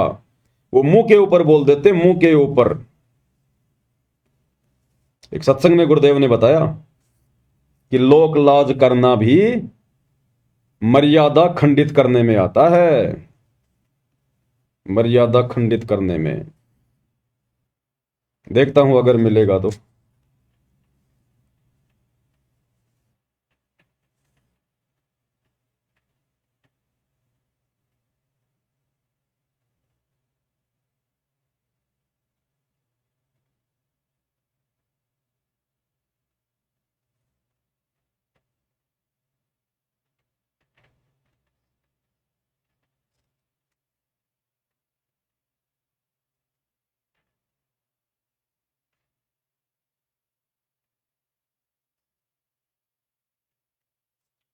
क्या कह रहे हैं गुरुदेव भगवान, ध्यान से सुनिएगा। तो अब ऐसा निर्मल ज्ञान पूरे विश्व में फैलेगा। ठीक है, कोई 2-4-10% कर्महीन इंसान होंगे, वो तो अलग बात है। जहां 90% इंसान ठीक हो जाएंगे, उन 10% की पार पड़े को नहीं, उनकी नहीं बसावेगी, उन्हें सीधा होना पड़ेगा। वो भी सीधे हो जाएंगे, विकार रहित हो जाएंगे, सरमाया करेंगे, लुकते फिरा करेंगे। अब विचार करना, हमारे जो भक्त हैं, हमारे भक्तों के भगत तो थोड़े बहुत शर्मा जाते हैं रिश्तेदार ने नु के हमारे घर में बीड़ी ना पिए, हालांकि वो ना ऐसा शर्माना, लोक लाज करना नाम खंड करता है। लेकिन क्या करें गुरुदेव कि वो ऐसा ना कहना, उसको ना टोकना, ना रोकना और लोकलाज करना, शर्मा शर्मी में ना कहना, कहते हैं वो भी मर्यादा खंडित करने में आता है, उससे भी भगत का नाम टूट जाता है। ध्यान से सुन लीजिए। हमारे जो भक्त हैं, हमारे भक्तों के भगत तो थोड़े बहुत शर्मा जाते हैं रिश्तेदार ने नु के हमारे घर में बीड़ी ना पिए, हालांकि वो ना ऐसा शर्माना, लोकलाज करना नाम खंड करता है। लेकिन बालक तुरंत कह देते हैं कि हमारे घर में बीड़ी नहीं पियोगे आप। तो फिर वो जो बीड़ी शराब पीने वाले हमारे भक्तों के घर में आ भी जाते हैं, तो कहीं छुप के गली में बाहर बैठ के जो करकाओं के देखो बालक तना देख ले, इनका आके फिर टोक दे तू बीड़ी पीवे, तो ऐसे डरा करेंगे फिर ये पाप करते हुए, और धीरे धीरे फिर ये बुराई छूट जाएगी, एक दूसरे को देख कर छोड़ेंगे।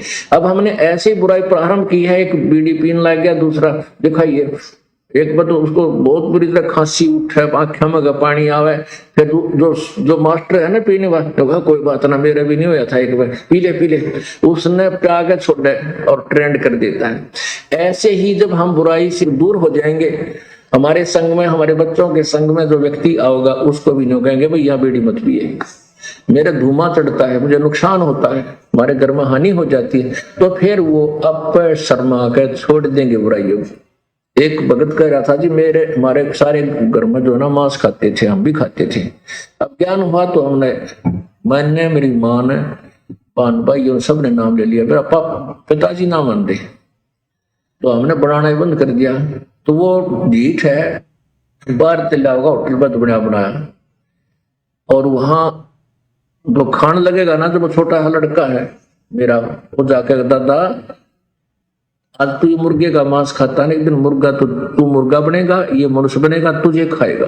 तो 1-2 बार तो उसने धमकाया, फिर जब भी वो खाता दिखा, जब पहुंचा तो बुढ़ा फिर छुप के बाथरूम में बैठ के खाने लग गया, कुआड़ मूंद के, अरे छोड़ता नहीं।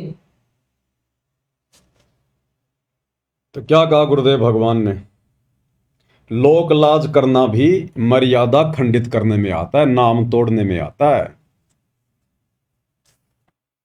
तो हाँ परम भगत भाई बहनों ने लोक लाज भी नहीं करनी, लड़ना भी नहीं, झगड़ना भी नहीं, प्यार प्रेम से बोल देना है। और दूसरे के घर पर आए हुआ व्यक्ति फिर जबरदस्ती भी नहीं करता है कि हम उसको कहेंगे और वो ना माने, ऐसा नहीं हो सकता। अपने घर पर वो 100 बार ना माने, लेकिन हमारे घर पर अगर कोई बीड़ी पीने की चेष्टा करेगा और हम उसको मना करेंगे, वो जबरदस्ती फिर नहीं पी सकता। लेकिन हम उसको कुछ कहेंगे ही नहीं, तो बताओ फिर वो कैसे मानेगा। तो गुरुदेव कहते हैं लोक लाज करना भी, शर्मा शर्मी भी मर्यादा तोड़ने में आता है। तो मालिक कहते हैं लोक लाज मर्याद जगत की, तिनके जूं तोड़ बगावे। और ये मर्यादाएं, ये फालतू की लोगों ने जो मर्यादाएं बना रखी हैं, शादी विवाह में जाना, दुनिया भर का दिखावा करना, लेना देना, दहेज, घोड़े, बैंड बाजे, और फालतू का ये जन्मदिन मनाना, अन्य जो होली, दिवाली, दशहरा, मकर संक्रांति, दुनिया भर के त्योहार, दुनिया भर के उस दिन पाखंड। तो हमने इन संसार की समस्त मर्यादाओं से हटना पड़ेगा। हमने सहयोग भी नहीं करना उनमें, सहयोग भी किसी भी प्रकार का। तो मालिक कहते हैं भाई लोक लाज मर्याद जगत की, तिनके ज्यों तोड़ बगावे, जब कोई राम भगत गति पावे। और आगे क्या कह रहे हैं परमात्मा, कामिनी और कनक जहर कर जाने, वो शहर अगमपुर जावे। कामिनी कनक जहर कर जाने, वो शहर अगम अमरपुर जावे, जब कोई राम भगत गति पावे हो जी। कामनी, कामनी यानी स्त्री, औरत, और कनक, कनक यानी सोना। परमात्मा कहते हैं इन दो वस्तुओं को जब तक भगत जहर के समान नहीं समझेगा। अब स्त्री को जहर के समान कैसे? स्त्री तो हमारी मां भी है, हमारी बहन भी है, स्त्री भी स्त्री है। परमेश्वर ने बताया कि नाम उपदेश लेने के बाद, इस भक्ति मार्ग में आकर ये ज्ञान समझने के बाद, हमने उस कामनी से नफरत नहीं करनी, अपनी औरत से नफरत नहीं करनी। जो बकवाद हैं, जो कुकर्म है, जो विषय वासना है, हमने उनसे पीछे हटना है। भक्ति तो हमारी स्त्री भी करेगी, नाम ले लिया तो भक्ति तो वो भी करेगी। उसने भी अपने पुरुष के साथ संबंध बनाने से बचना है। उसको कहते हैं कामिनी। और कनक जहर कर जाना है। और सोना शरीर पर तो धारण करना ही नहीं है। गुरुदेव ने बताया अगर घर में भी सोना है तो उसको भी निकाल दो, बेच दो, वो पैसा किसी दूसरे काम में ले लो या मालिक की सेवा में लगा दो। सोना तो हमने घर में भी नहीं रखना, क्योंकि सोने में काल का निवास है। ईमान बड़ाई पैदा करेगा। दिखावे के लिए तो लोग इतने महंगे महंगे सोने चांदी के जेवरात वगैरह लेते हैं, और वो कौन सा दूध देता है बताओ? सिर्फ दिखावे के लिए। तो ये दिखावा तो परमात्मा से सैकड़ों कोस दूर करता भगत को। तो परमेश्वर कहते हैं ये दो वस्तुएं भक्ति मार्ग में जहर के समान है। कामिनी कनक जहर कर जाने, वो शहर अमरपुर जावे, वही भगत आत्मा सतलोक का दरवाजा देख सकती है जो इन दोनों से दूर होगी। स्त्री से दूर होने की बात नहीं कही गुरुदेव ने, लेकिन बुराइयों से, बकवादों से दूर होने की बात कही है कि वो बकवाद अब नहीं चलेगी। वो शारीरिक संबंध, वो विषय वासना का खेल, वो गंदा कर्म अब इस भक्ति मार्ग में नहीं चलेगा। अगर तुझे ज्ञान समझ में आ गया तो कामनी कनक जहर कर जाने, वो शहर अगमपुर जावे, जब कोई राम भगत गति पावे हो जी। आगे क्या कह रहे हैं गुरुदेव? भाई जो पतिव्रता पति से राती, आन पुरुष ना भावे। जो पतिव्रता पति से राती, आन पुरुष ना भावे। बस पिहर में सुरत पिरत में, न्यों कोई ध्यान लगावे। जब कोई राम भगत गति पावे हो जी, जब कोई राम भगत गति पावे हो जी। भाई जो पतिव्रता पति से राती और आन पुरुष ना भावे। जैसे एक पतिव्रता स्त्री, औरत, केवल वो अपने पति से ही रति क्रिया करती है। राति यानी रति क्रिया, शारीरिक संबंध। जो पतिव्रता पति से राति, आन पुरुष ना भावे।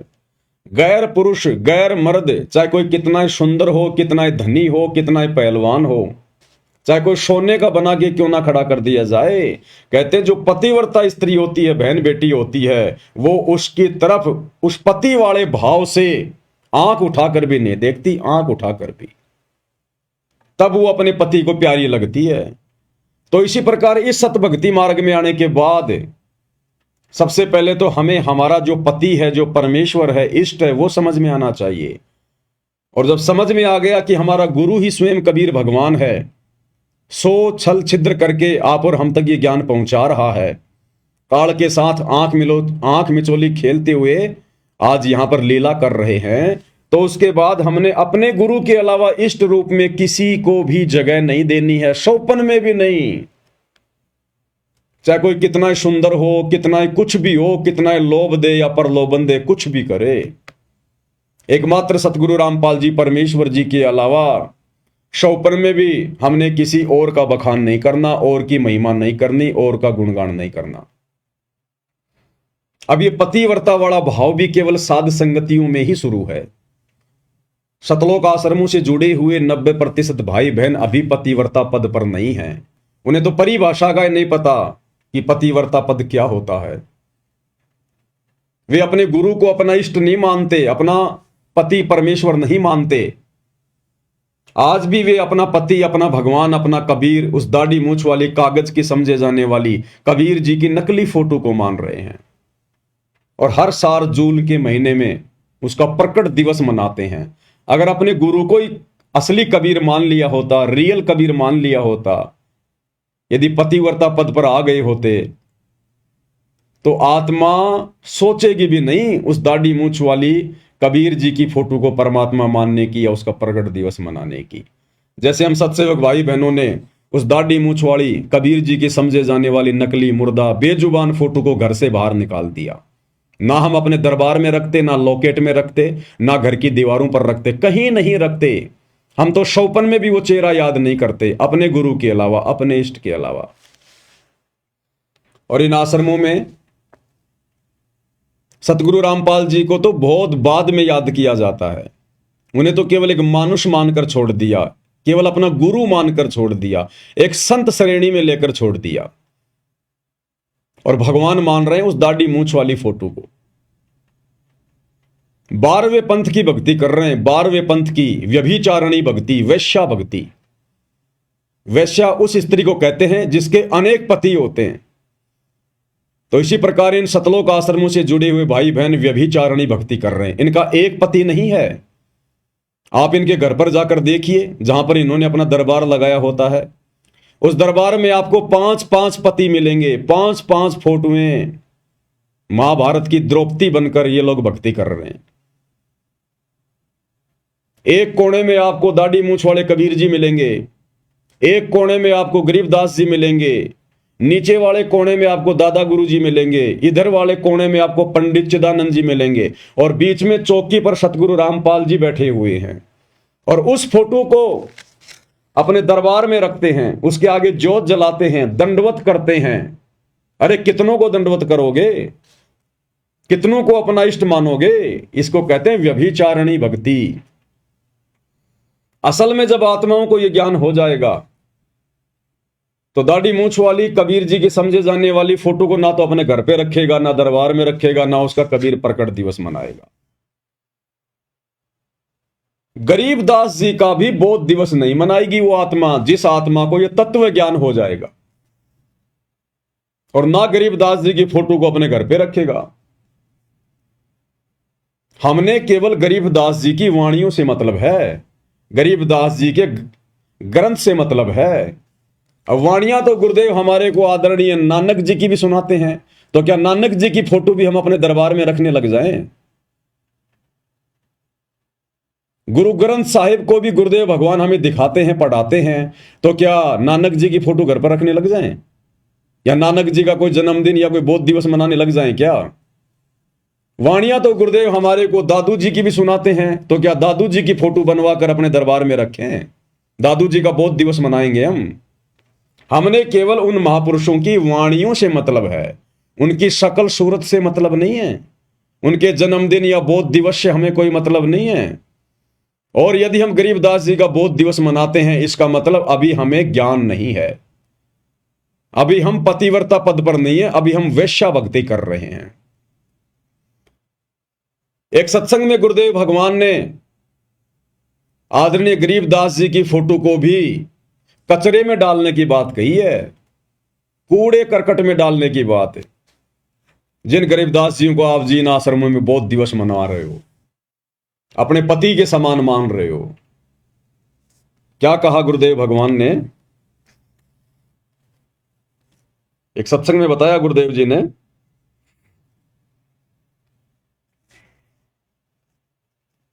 छोटा सा सत्संग है।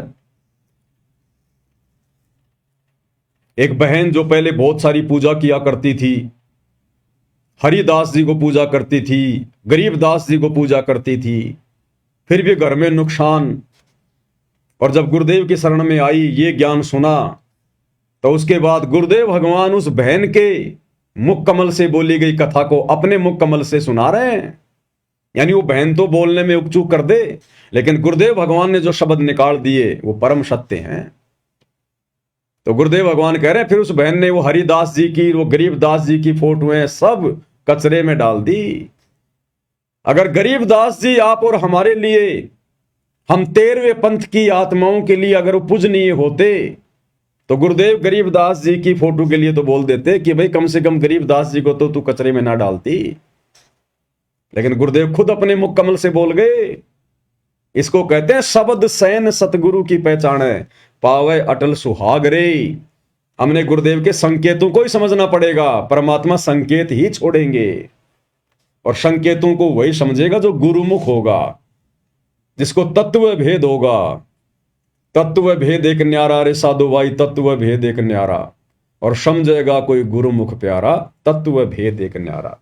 तो क्या कह रहे हैं गुरुदेव भगवान? रोटी खा के बच्चे को खाना खिलाया, मैंने खाना बना रही थी, और वो अपना मोटरसाइकिल उठा के चला गया प्रतिदिन की तरह। अपने साथी को लिया जो साथ ही मकान था थोड़ी दूरी पे, तो चले गए। मैंने वो 2-4 रोटियां और बनाई।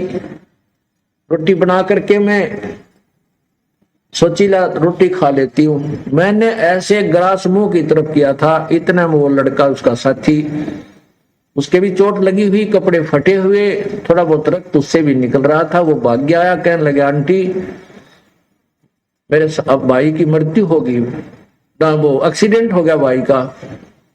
अब उसने नो कहा और मेरे हाथ से वो रोटी छूट गई मुंह में, जो एक्सीडेंट खाने के लिए ग्रास उठाया था। अब मैं सिर पे कपड़ा नहीं, पैरों में जूते नहीं, उस बच्चे के पीछे पीछे बहुत बुरी तरह दौड़ ली। उसने स्थान बता दिया था कि वहां एक्सीडेंट हो गया। वहां गई तो वहां मोटरसाइकिल बुरी तरह टूटी हुई पड़ी थी, बच्चा नहीं था। पता चला कि वो किसी हॉस्पिटल, नजदीक ही एक अस्पताल था सरकारी, वहां लेकर गए हैं। वहां जाकर पता चला कि वो, जाते ही पता लग गया कि उसकी मृत्यु हो चुकी है। कहते मैंने द्वार, उस हॉस्पिटल की द्वार का टक्कर मारी, मेरा सिर फट गया, बेहोश हो गई, 7 टांके आए मेरे सिर में। उसके बाद रो रो का बुरा हाल हो गया।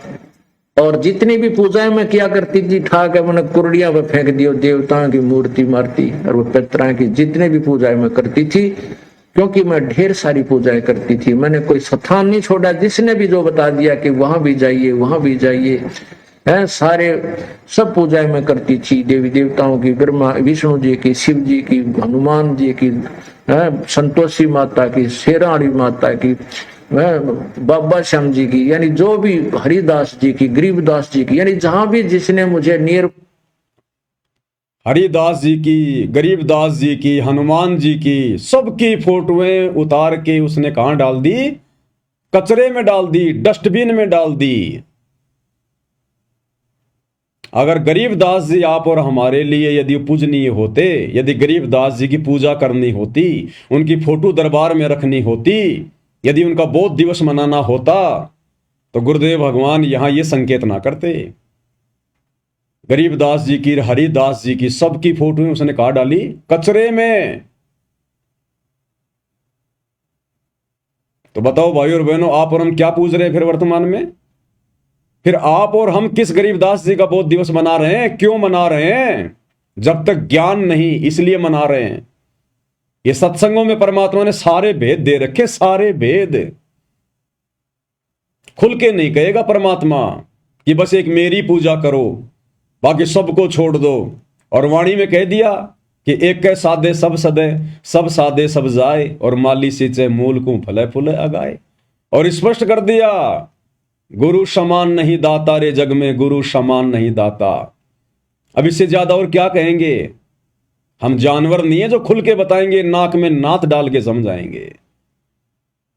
ये तत्व ज्ञान इसीलिए दिया है और मनुष्य जन्म इसीलिए दिया है ताकि हम संकेतों को समझ जाएं। तो क्या कह रहे हैं गुरुदेव? हरिदास और गरीबदास जी की फोटो भी उस बहन ने कहां डाली? कचरे में। इसी प्रकार वो दाढ़ी मूछ वाली, वो कबीर जी की समझे जाने वाली नकली फोटो, इन सब का स्थान कहां है? वो कचरा। दास ने आज से 2-3 साल पहले कहा था, जब हिसार जेल से ये पूज्य गुरुदेव भगवान के नाम से ऑडियो वीडियो आनी शुरू हुई थी, तो दास ने कहा था कि इन वीडियो पर कुत्ते पेशाब करते हैं, कुत्ते। तो एक भाई था जयपुर का, बड़ा आग बबूला हो गया, जैसे सारा ज्ञान उसी को समझ में आ गया हो, और उस बात को लेके वो 10-20 सत्सेवकों को तोड़ के ले गए अपने साथ मैनेजमेंट में कि ये तो गुरु जी की फोटो के ऊपर कहता कि कुत्ते मूतते हैं। अरे भैया, कलयुग की पिछली पीढ़ी है, एआई का जमाना है। दास 1-2 दिन में वीडियो बना के समझाएगा किस प्रकार से वर्तमान में हिसार जेल से ये जितने भी जो फर्जी आदेश आ रहे हैं, ये सब गुरु जी के एआई वीडियो बनाए जा रहे हैं। AI आवाज आ रही है, कोई सत्यता नहीं है। बचाव का एक ही तरीका है, केवल गुरुदेव के ज्ञान को आधार बनाकर भक्ति की जाए।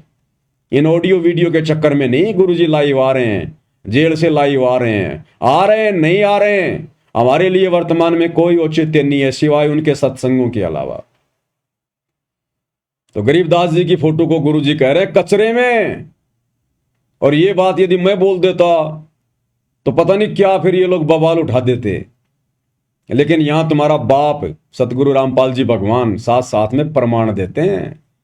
ये दास अगर कुछ बोल भी जाता है ना, तो परमात्मा 2-3 महीने बाद में अपने सत्संग में उसका प्रमाण दे देते हैं कि ये नहीं बोलता, इसको मैंने बुलवाया था। तो क्या कह रहे हैं परमात्मा? हरिदास जी की, गरीबदास जी की, सबकी फोटोओं को कचरे में डालने की बात कर रहे हैं। मारती और वो पितरा की जितने भी पूजाएं मैं करती थी, क्योंकि मैं ढेर सारी पूजाएं करती थी, मैंने कोई स्थान नहीं छोड़ा। जिसने भी जो बता दिया कि वहां भी जाइए वहां भी जाइए, है सारे सब पूजाएं मैं करती थी। देवी देवताओं की, ब्रह्मा विष्णु जी की, शिव जी की, हनुमान जी की, संतोषी माता की, शेराणी माता की, बाबा श्याम जी की, यानी जो भी हरिदास जी की, गरीबदास जी की, यानी जहां भी जिसने मुझे नियर बाई बताया मैं उड़े जाया करती कि हे भगवान मेरे बच्चे की लंबी आयु देना। परमात्मा कहते हैं अय कि जो खावे ताको, जो भक्षक ताको विश्वासा, और जो रक्षक उसते ये फिरे उदासा। जो इनको खाता है, जो भक्षक है, उसको तो ये भगवान मान रहे हैं काल को तो, और जो रक्षक है कबीर परमात्मा, उससे उदास फिरते हैं, कहते ना तू भगवान नहीं। तो सुन लिया भाई और बहनों, पूज्य गुरुदेव भगवान के मुख कमल से दास अपनी तरफ से कुछ नहीं बोलता है, या जो भी परमात्मा बुलवाते हैं अपनी सत्य प्रेरणा के आधार से बुलवाते हैं, और समय आने पर परमात्मा फिर उसका प्रमाण भी देते हैं। अब कई जो नए नए भगत भाई बहन होते हैं इस ज्ञान को इतना समझ नहीं पाते। जो लोग ज्यादा शाणे हैं, चतुर हैं, उनको भ्रमित कर देते हैं। वो कहते हैं फिर गुरुजी क्यों पूजा करते थे दाढ़ी मूंछ वाले कबीर जी को? गुरुजी क्यों उसका प्रगट दिवस मनाते थे? गुरुजी भी तो गरीबदास जी का बोध दिवस मनाते थे आश्रम में। भाई आप और हम गुरुजी नहीं हैं, वो काम गुरुजी किया करते थे। आप और हम जीव हैं। इस 21 ब्रह्मांड के जो कर्म है आप और हमारे ऊपर लागू हैं, गुरु के ऊपर लागू नहीं है। परमेश्वर अपनी वाणी में कहते हैं शिष्य पूजे गुरु आपना। ये जो शिष्य होता ना, उसने केवल अपने गुरु की ही पूजा करनी चाहिए। शिष्य पूजे गुरु आपना, और गुरु पूजे सब साध। और जो गुरु होता है वो सबकी पूजा करेगा। गरीबदास जी को भी पूजेगा, कबीर जी को भी पूजेगा, मुनिंद्र को भी पूजेगा, अपने गुरु को भी पूजेगा, सबको पूजेगा। तो कहते हैं शिष्य पूजे गुरु अपना। शिष्य का धर्म केवल यही है, अपने गुरु की पूजा करे और किसी की ना करे। और गुरु पूजे सब साध, क्योंकि गुरु ने तो आपको भक्ति समझानी है, आपको भक्ति मार्ग पर लगाना है। गुरु के ऊपर कोई काल का नियम, कोई कर्म लागू नहीं है। वो केवल नियमों में रहने की भूमिका करता है। तो उसने तो हमारे को सभी महापुरुषों की वाणियां समझानी है, ज्ञान समझाना है। गुरु तो सबका ही जो है वो पूजा पाठ करेगा, जो मर्जी करेगा।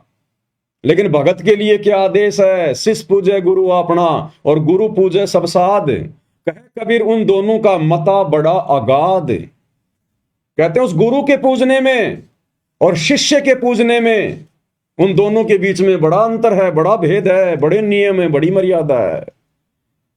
तो गुरु किसको पूज रहा है, गुरु क्या कर रहा है, वो हमारे लिए मायने नहीं रखता। हमने गुरु की जो करनी है उसको देख के नहीं चलना। गुरु की जो कथनी है, गुरु ने जो कथनी, जो कथ दी अपने सत्संगों के माध्यम से, हमने उसको आधार बना के चलना है, उसको भक्ति करनी है। तो गुरु ने कह दिया सब साधे कि भाई, मालिक की जो वाणी है कि एक के साधे सब सदे और सब साधे सब जाए, और माली सींचे मूल को फले फुले गाए। तो हमने केवल एकमात्र अपने गुरुदेव की ही पूजा करनी है, उन्हीं को साधना है। उनकी साधना में, उनकी पूजा में सबकी पूजा आ गई। अगर हम पेड़ की, अगर हम जड़ की पूजा करेंगे, जड़ में अगर हम खाद डालेंगे, पानी डालेंगे, तो वो खुराक पूरे पेड़ को जाएगी। हमने अलग से टहनियों को खाद देने की जरूरत नहीं है, और जो टहनियों को खाद देगा लोग उसको मूर्ख कहेंगे। हमने उनकी पत्तियों में खाद डालने की जरूरत नहीं, पानी डालने की जरूरत नहीं है। अगर कोई डालता है तो उसको लोग मूर्ख कहेंगे। उस पेड़ की जड़ में ही हमने पानी डालना होगा, खाद डालनी होगी, और कहीं नहीं। तो इसी प्रकार यदि हमने भक्ति पर सफल होना है, मोक्ष प्राप्त करना है, तो एकमात्र जो भक्ति की जड़ है, जो भक्ति का मूल है, सतगुरु, हमने केवल उन्हीं की पूजा करनी है, उन्हीं की सेवा करनी है। अन्य ना गरीबदास जी की, ना दाढ़ी मूछ वाले कबीर जी की, ना हमारे दादा गुरु जी की, ना पंडित जो है चिदानंद जी की, ना किसी और की। उन महापुरुषों की वाणियां यदि हमारे लिए उपयोगी हैं, भक्ति में सहयोगी हैं, तो हमने उनकी वाणियों का सहारा लेना है, उनकी फोटोओं का सहारा नहीं लेना। उनके जन्मदिन और उनके वो प्रकट दिवस और उनके वो बोध दिवस नहीं मनाने हमने, अन्यथा फेल हो जाएंगे फिर भक्ति मार्ग पर। तो परमेश्वर कहते हैं, जो पतिव्रता पति से राती, आन पुरुष ना भावे। हमने भी उसी पतिव्रता स्त्री की तरह भक्ति मार्ग पर पतिव्रता आत्मा का रोल निभाना है। अपने गुरु के अलावा हमने शौपन में भी किसी और अन्य देव या महापुरुष या साधु संत की तरफ आंख उठा के भी नहीं देखना। एक बात बताइए, जब हम भाई बहन नाम उपदेश लेते हैं, तो आजकल तो पता नहीं ये आश्रम वाले नियम बताते हैं कि नहीं बताते हैं, लेकिन जब हमने सतलोक आश्रम बरवाड़ा से नाम उपदेश लिया था, और वैसे भी जब हम डीवीडी से नाम उपदेश जब हम लेते हैं, तो गुरुदेव भगवान उसमें बताते हैं कि बच्चों, अब आपने घर पर जाकर केवल अपने परमात्मा की फोटो दरबार में रखनी है। उस दरबार में अन्य किसी भी साधु संत महात्मा की फोटो नहीं रखनी। बोलते कि नहीं बोलते गुरुजी कि आपने दरबार में अब अन्य किसी देवी देवता या साधु संत महात्मा की फोटो नहीं रखनी है। तो गरीबदास जी कौन है? अन्य साधु संत हैं, अन्य महात्मा हैं। वो 12वें पंथ के गुरु थे। अब 12वें पंथ के गुरु की फोटो हम अपने गुरु जी के बराबर में क्यों रखें? हमारे गुरु जी तो 13वें पंथ के गुरु हैं ना, हम 12वें पंथ के पंथी, हम तो 13वें पंथ के पंथी हैं। जब हमारा गुरु ही अलग है तो हम उनकी फोटो क्यों रखें? तो गुरुदेव ने तो स्पष्ट कर दिया, संकेत कर दिया कि बच्चों, दरबार में अन्य किसी भी देवी देवता और साधु संत महात्मा की फोटो नहीं रखनी।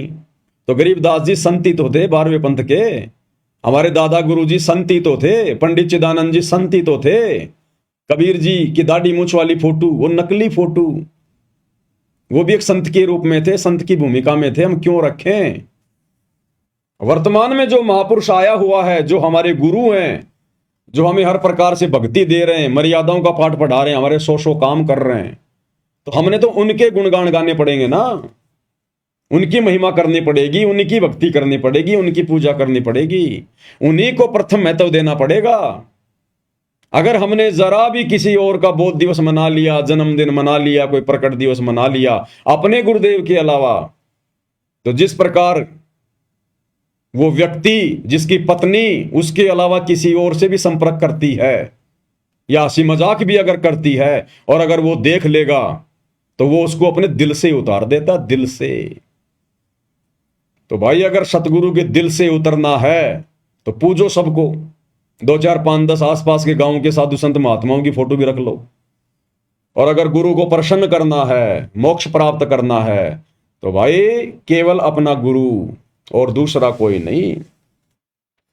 तो मालिक कहते हैं, जो पतिव्रता पति से राती, आन पुरुष ना भावे, और बसे पीहर में सुरत प्रीत में न्यू कोई ध्यान लगावे।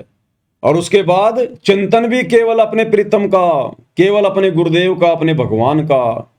वो बहन बेटी जिसकी शादी होती है, फिर जब वो वापस अपने पीहर आती है तो रहती अपने माता पिता के पास है, काम धंधा भी करती है, लेकिन उसकी सुरती पल पल अपने पति में रहती है, अपने ससुराल में रहती है। वहीं पर मेरा पति क्या कर रहा होगा, कैसे खा रहा होगा, कैसे रह रहा होगा, वो चिंतन मनन हमेशा अपने पति का ही करती रहती है, मनी मन में।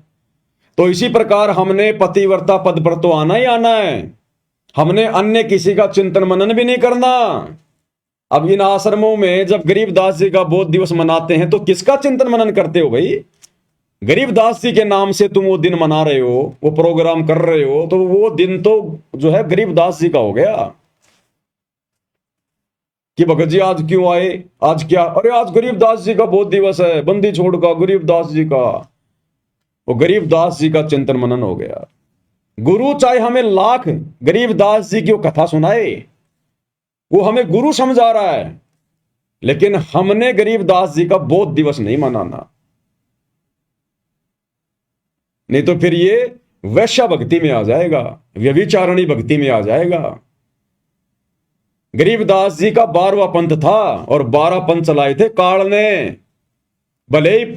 भले ही परमात्मा अपना रूप चेंज करके और गरीबदास जी के रूप में आए, लीला की, लेकिन वो पंथ तो काल का ही था। हम 13वें पंथ के पंथी हैं, हमें 12वें पंथ के गुरु से कोई लेना देना नहीं। और वैसे तो ज्ञान तो गुरुदेव कहते हैं अगर हमारे को अगर गधे से भी मिल जाए तो भी ले लेना चाहिए। गरीबदास जी की तो बात ही अलग है। अगर कोई अच्छी शिक्षा, अच्छा ज्ञान यदि हमें नकली संतों से मिल जाए तो वो भी ले लेना चाहिए, लेकिन नकली संतों की फिर पूजा थोड़ी करने लग जाएंगे, उनका बोध दिवस थोड़ा ना मनाने लग जाएंगे हम। ऐसे तो फिर ना जाने परमात्मा कितने रूप में भिन्न भिन्न आए। फिर तो सतयुग में यही कबीर भगवान है, जिसको मान रहे हो कि वे 650 साल पहले आए थे कबीर जी, दाढ़ी मूंछ वाले, जिनकी तुम फोटो रख रहे हो, कबीर प्रकट दिवस मना रहे हो, तो वही कबीर जी तो द्वापर में भी आए थे करुणामय ऋषि के रूप में। बना लो एक फोटो, क्या जाता है तुम्हारा। वैसे भी तुम आजकल सारी फोटो एआई से बना रहे हो। जब से हम सत्सेवकों ने दाढ़ी मूंछ वाले नकली कबीर की फोटो फाड़ी है, तुम आश्रम वालों ने एआई से लंबी लंबी दाढ़ी मूंछ वाले गोरे गोरे से कबीर जी बना लिए, तो एक करुणामय जी भी बना लो। फिर त्रेता युग में परमात्मा ऋषि मुनिंदर के नाम से आए थे, एक मुनिंदर की फोटो भी बना लो। सतयुग में सतसुकृत नाम से आए थे, एक सतसुकृत वाली फोटो भी बना लो।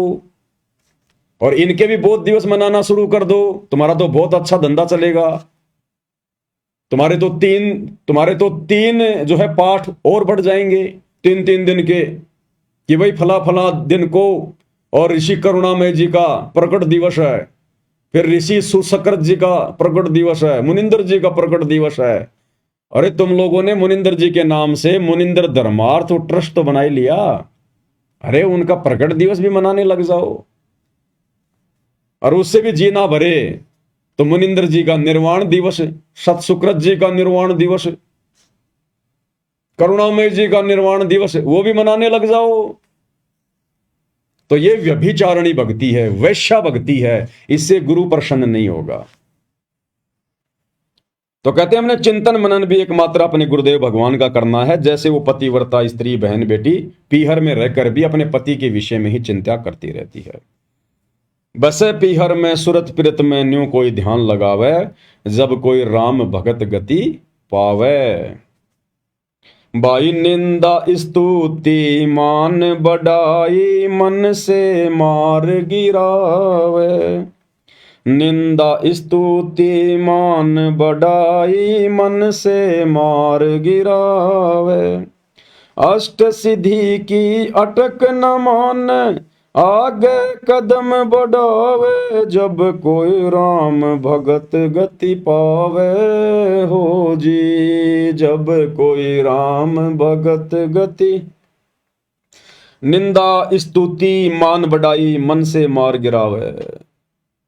निंदा यानी हमने भूलकर भी किसी की निंदा नहीं करनी है, किसी की चुगली नहीं करनी है, पीठ पीछे किसी के बारे में वो बातें नहीं कहनी जो बातें हम उसके मुंह पर कहने से जो है शर्माते हैं या फिर हम डरते हैं। अगर कहना है तो किसी के सामने कहो, किसी के मुंह पे कहो। जो बातें हम किसी के सामने कहने की हिम्मत नहीं कर सकते, पीठ पीछे भी मत कहो, अन्यथा वो फिर निंदा में आएगी कि वो ऐसा बोल रहा था, उसने ये कर दिया, उसने वो कर दिया। हाँ, अगर कोई सत्य बात है तो वो चाहे पीठ पीछे कहो, वो निंदा चुगली में नहीं आती। चोर को चोर कहना चाहे पीठ पीछे कह दो चाहे सामने से कह दो, वो निंदा चुगली में नहीं आती। परमात्मा कहते हैं, वाणी है परमपिता परमेश्वर जी की, कि साचा शब्द कबीर का प्रकट किया जगमाही, और जैसे को तैसा कहे सो तो निंदा नहीं। अगर कोई भगत है, भक्ति मार्ग के विपरीत जा रहा है, भगत भाई बहनों को भ्रमित कर रहा है, तो उसके बारे में, उसकी गलतियों के बारे में अन्य भगत भाई बहनों को बताना, समझाना, वो निंदा चुगली में नहीं आता। जैसे दुनिया भर के साधु संत महात्मा नकली, गुरुदेव भगवान इनकी खाल उतारते हैं ज्ञान आधार से, वो निंदा चुगली नहीं है। ये सतलोक आश्रम वाले गुरुदेव के बेटा बेटी भाई बंधु रिश्तेदार सारे भक्ति विरुद्ध कुकर्म कर रहे हैं, हम इनके ऊपर वीडियो बनाते हैं, ये निंदा चुगली में नहीं आता है। निंदा चुगली वो है जब आप किसी से राग द्वेष ईर्ष्या करके, आप किसी से जलन करके और व्यर्थ में उसके खिलाफ भोगते हो, तो वो भगत ने नहीं करना चाहिए। उससे भगत का भी अंतःकरण जो है मैला होगा और भक्ति का भी नाश होगा। स्तुति, अगर हमारी कोई मान बड़ाई कर रहा है, हमारी कोई महिमा कर रहा है, हमारे बारे में मीठे मीठे गीत गा रहा है, और यदि हमें सुनने को मिल गए या किसी के माध्यम से सुनने को मिल गए, तो हमने किसी की उस स्तुति से हमने गुबारी की तरफ फूलना नहीं है। हमने अपने अंदर मान बड़ाई पैदा नहीं करनी है।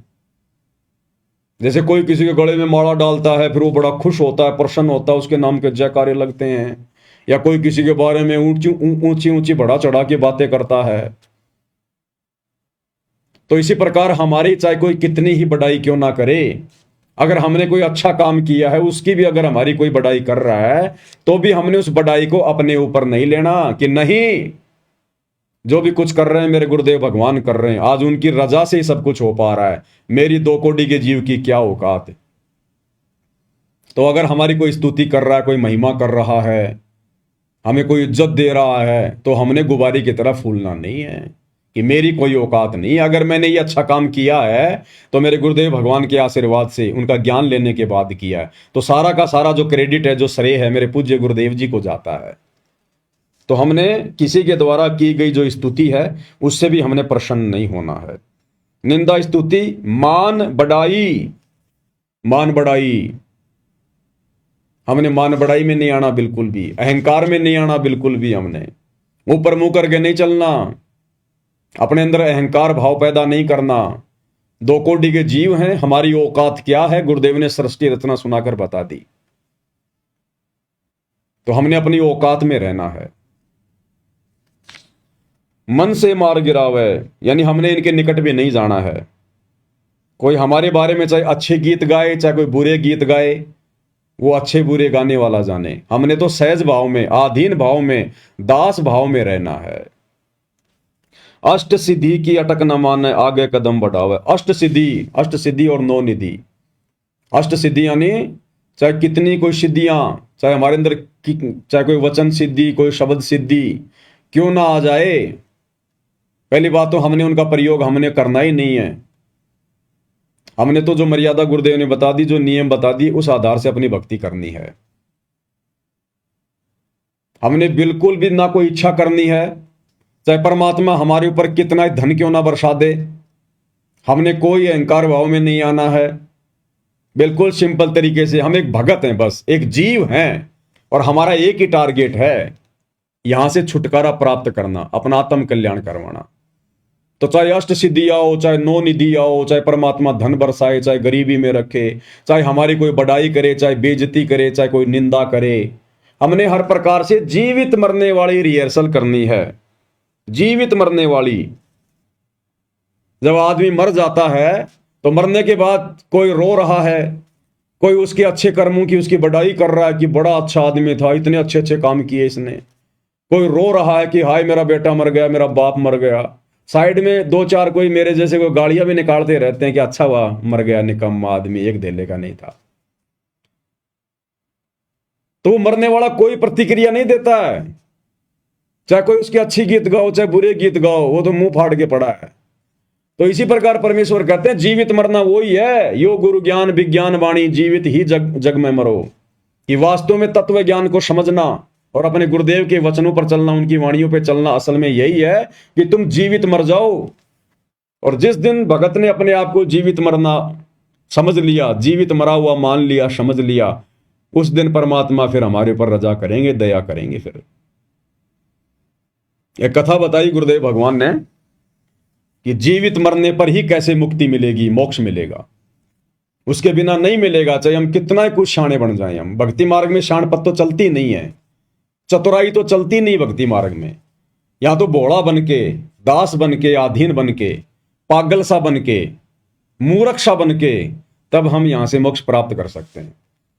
तो गुरुदेव ने बताया कि एक सेठ जी था, एक तोता पकड़ के ले आया, पिंजरे में डाल दिया और काफी दिन हो गया। अब तोता भी काफी प्रयास कर रहा था, लेकिन पिंजरा तोता कैसे तोड़े। अब सेठ जी था सत्संगी आदमी, अब तोते ने दिमाग लगाया, तोते ने दिमाग लगाया। तो जब सेठ सह परिवार सत्संग सुनने जाने लगा तो तोते ने कहा कि सेठ जी एक प्रार्थना है, बता भाई। गुरुदेव से मेरी अर्ज करना, मेरी प्रार्थना करना कि गुरुदेव ऐसे ऐसे मेरे घर पर एक तोता है और उसने ये पूछा है कि मेरी मुक्ति कैसे होगी। तो बोला ये तो कोई बड़ी बात नहीं, मैं पूछ दूंगा गुरुजी से। चले गए, सत्संग सुना। आते समय सेठ जी को ध्यान आया कि तोते राम ने प्रार्थना की थी। गुरुदेव के पास गया, सारी बात बताई। अब जब वो तोते वाली बात बता रहा था सेठ जी अपने गुरुजी से, उसी समय गुरुजी एकदम चक्कर खा के गिर गए, बेहोश हो गए। अब सेठ जी ने देखा भाई ये तो गुरुजी मर गए, तेरे ऊपर हत्या का मुकदमा लगेगा। चुपचाप निकल लिया वहां से। घर पे आया, तोते ने पूछा सेठ जी मेरी प्रार्थना लगाई गुरुदेव से। सेठ ने कहा निकम्मे, काहे की तेरी प्रार्थना, मरवा देता तू मेरे को। क्या हुआ?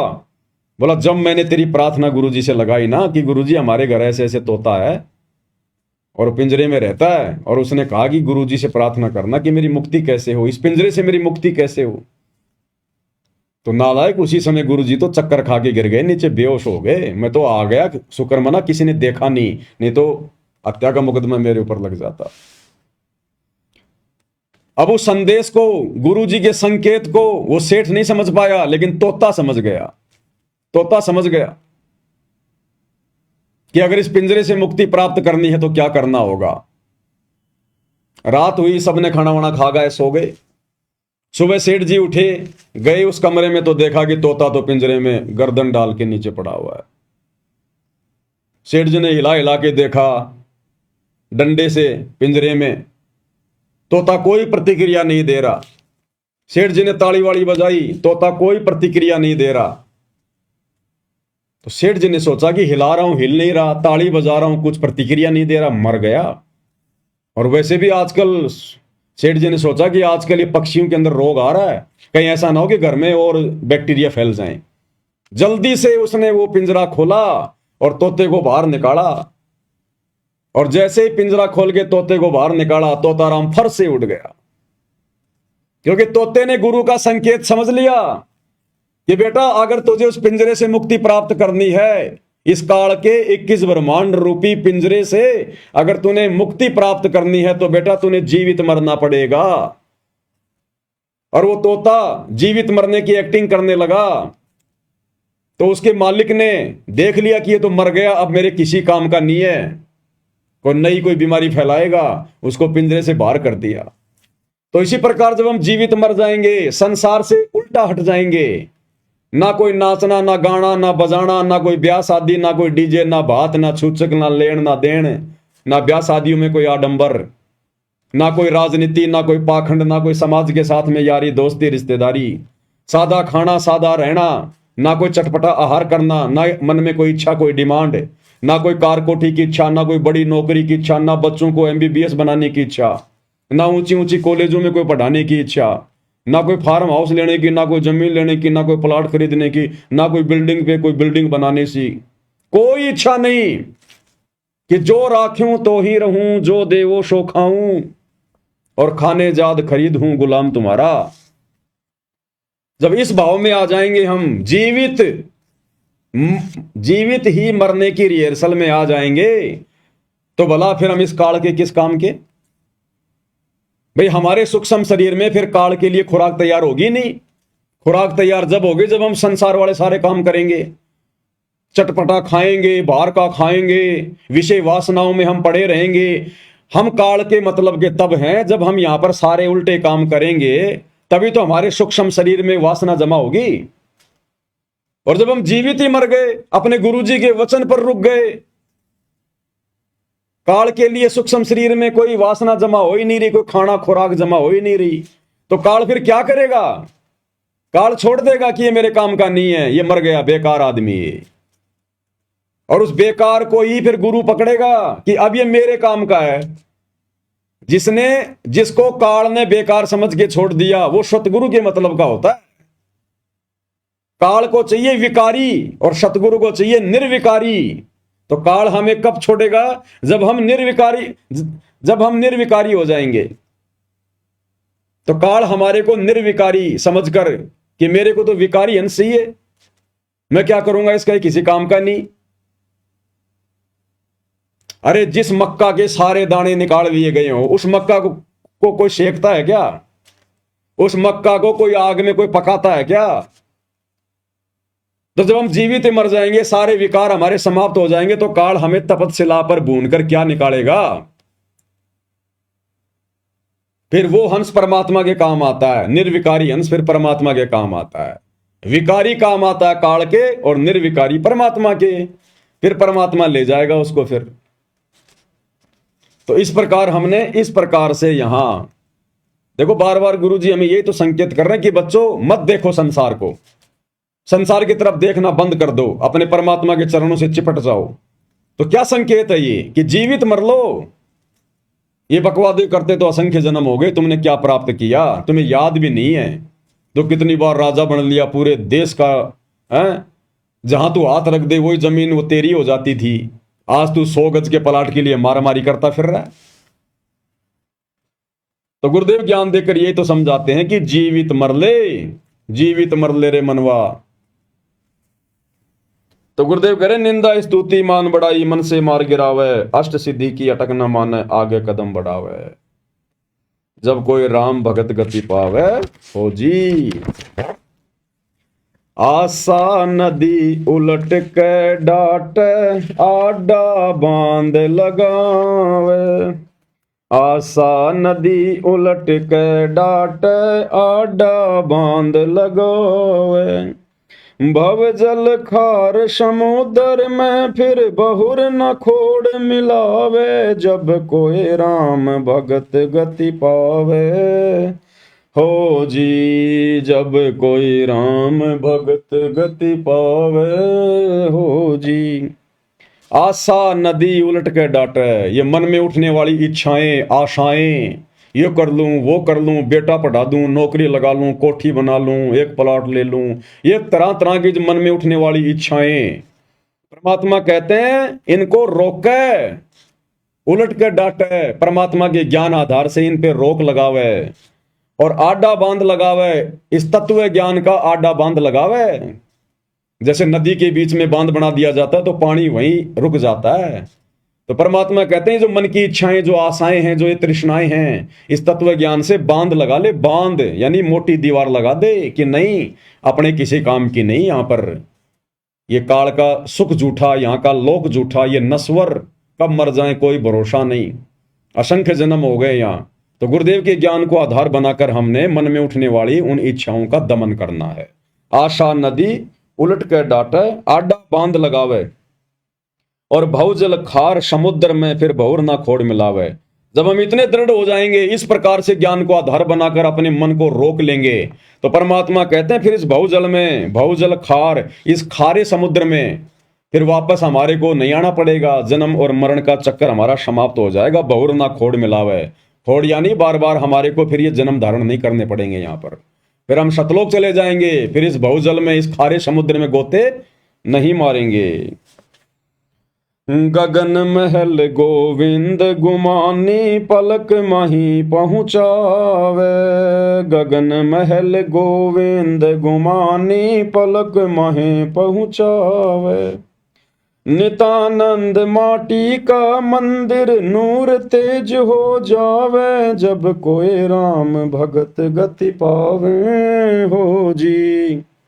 अब यहाँ पर जो नितानंद जी हैं वो अपने गुरुदेव की, गुमानी दास जी की महिमा कर रहे हैं।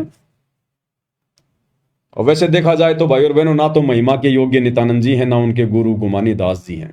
क्योंकि जो गुमानी दास जी थे वे केवल विष्णु तक के ही उपासक थे और नितानंद जी भी केवल उनकी भक्ति करके, उनके दिशा निर्देश अनुसार मर्यादा में रहकर केवल स्वर्ग तक ही गए हैं। तो नितानंद जी अपने गुरुदेव की महिमा कर रहे हैं कि गगन महल गोविंद गुमानी पलक माही पहुंचावे। कि मेरे गुरुदेव एक पलक में मुझे उस अमर लोक में बैठा देंगे, अमर लोक में पहुंचा देंगे, इतने समर्थ हैं। और नित्यानंद माटी का मंदिर नूर तेज हो जावे और सदा सदा के लिए मैं अमर हो जाऊंगा, फिर मुझे नूरी शरीर मिलेगा वहां पर। तो ना तो नित्यानंद जी को मिला वो नूरी शरीर, ना वो अमर पद को प्राप्त हुए, ना उनका गुरु हुआ। आज हमें मिला है वो अमर पद प्राप्त करवाने वाला सच्चा गुरु। आज यदि किसी का महल नूरी हो सकता है, ये माटी का महल, ये मिट्टी का शरीर यानी नश्वर शरीर यदि तेजपुंज का हो सकता है, नूरी हो सकता है, तो केवल आप और हम सत्सेवक भाई बहनों का, सतगुरु रामपाल जी परमेश्वर जी के सच्चे भक्तों का, जो उनके वचन में रहकर अगर अपनी भक्ति को सफल कर गए तो ये मौका, ये सौभाग्य आप और हमारे पास में है आज वर्तमान में। तो भाई और बहनों, हम इसी प्रकार से पूज्य गुरुदेव भगवान की महिमा थोड़ा थोड़ा समय निकाल कर करते रहें, ताकि गुरुदेव भगवान की असीम दया आप और हमारे ऊपर बनी रहे और हमारी आत्मा स्थिर बनी रहे, दृढ़ बनी रहे। जब तक गुरुदेव भगवान अपने मिशन को पूरा करके हिसार जेल से बाहर नहीं आते, तब तक आप और हम भक्ति मार्ग पर जीवित रहें। हमारी जो सुरती है हमारे गुरुदेव भगवान के चरणों में लगी रहे। तो इसी प्रकार हम धीरे धीरे भक्ति मार्ग पर आगे बढ़ेंगे। तो आज की वीडियो में केवल इतना ही। गुरुदेव भगवान हम सबको आशीर्वाद दे, आज्ञा दे, सद्बुद्धि दे और इसी प्रकार हमें भक्ति मार्ग पर चलाते रहें। बंदी छोड़ सतगुरु रामपाल जी परमेश्वर जी की जय हो।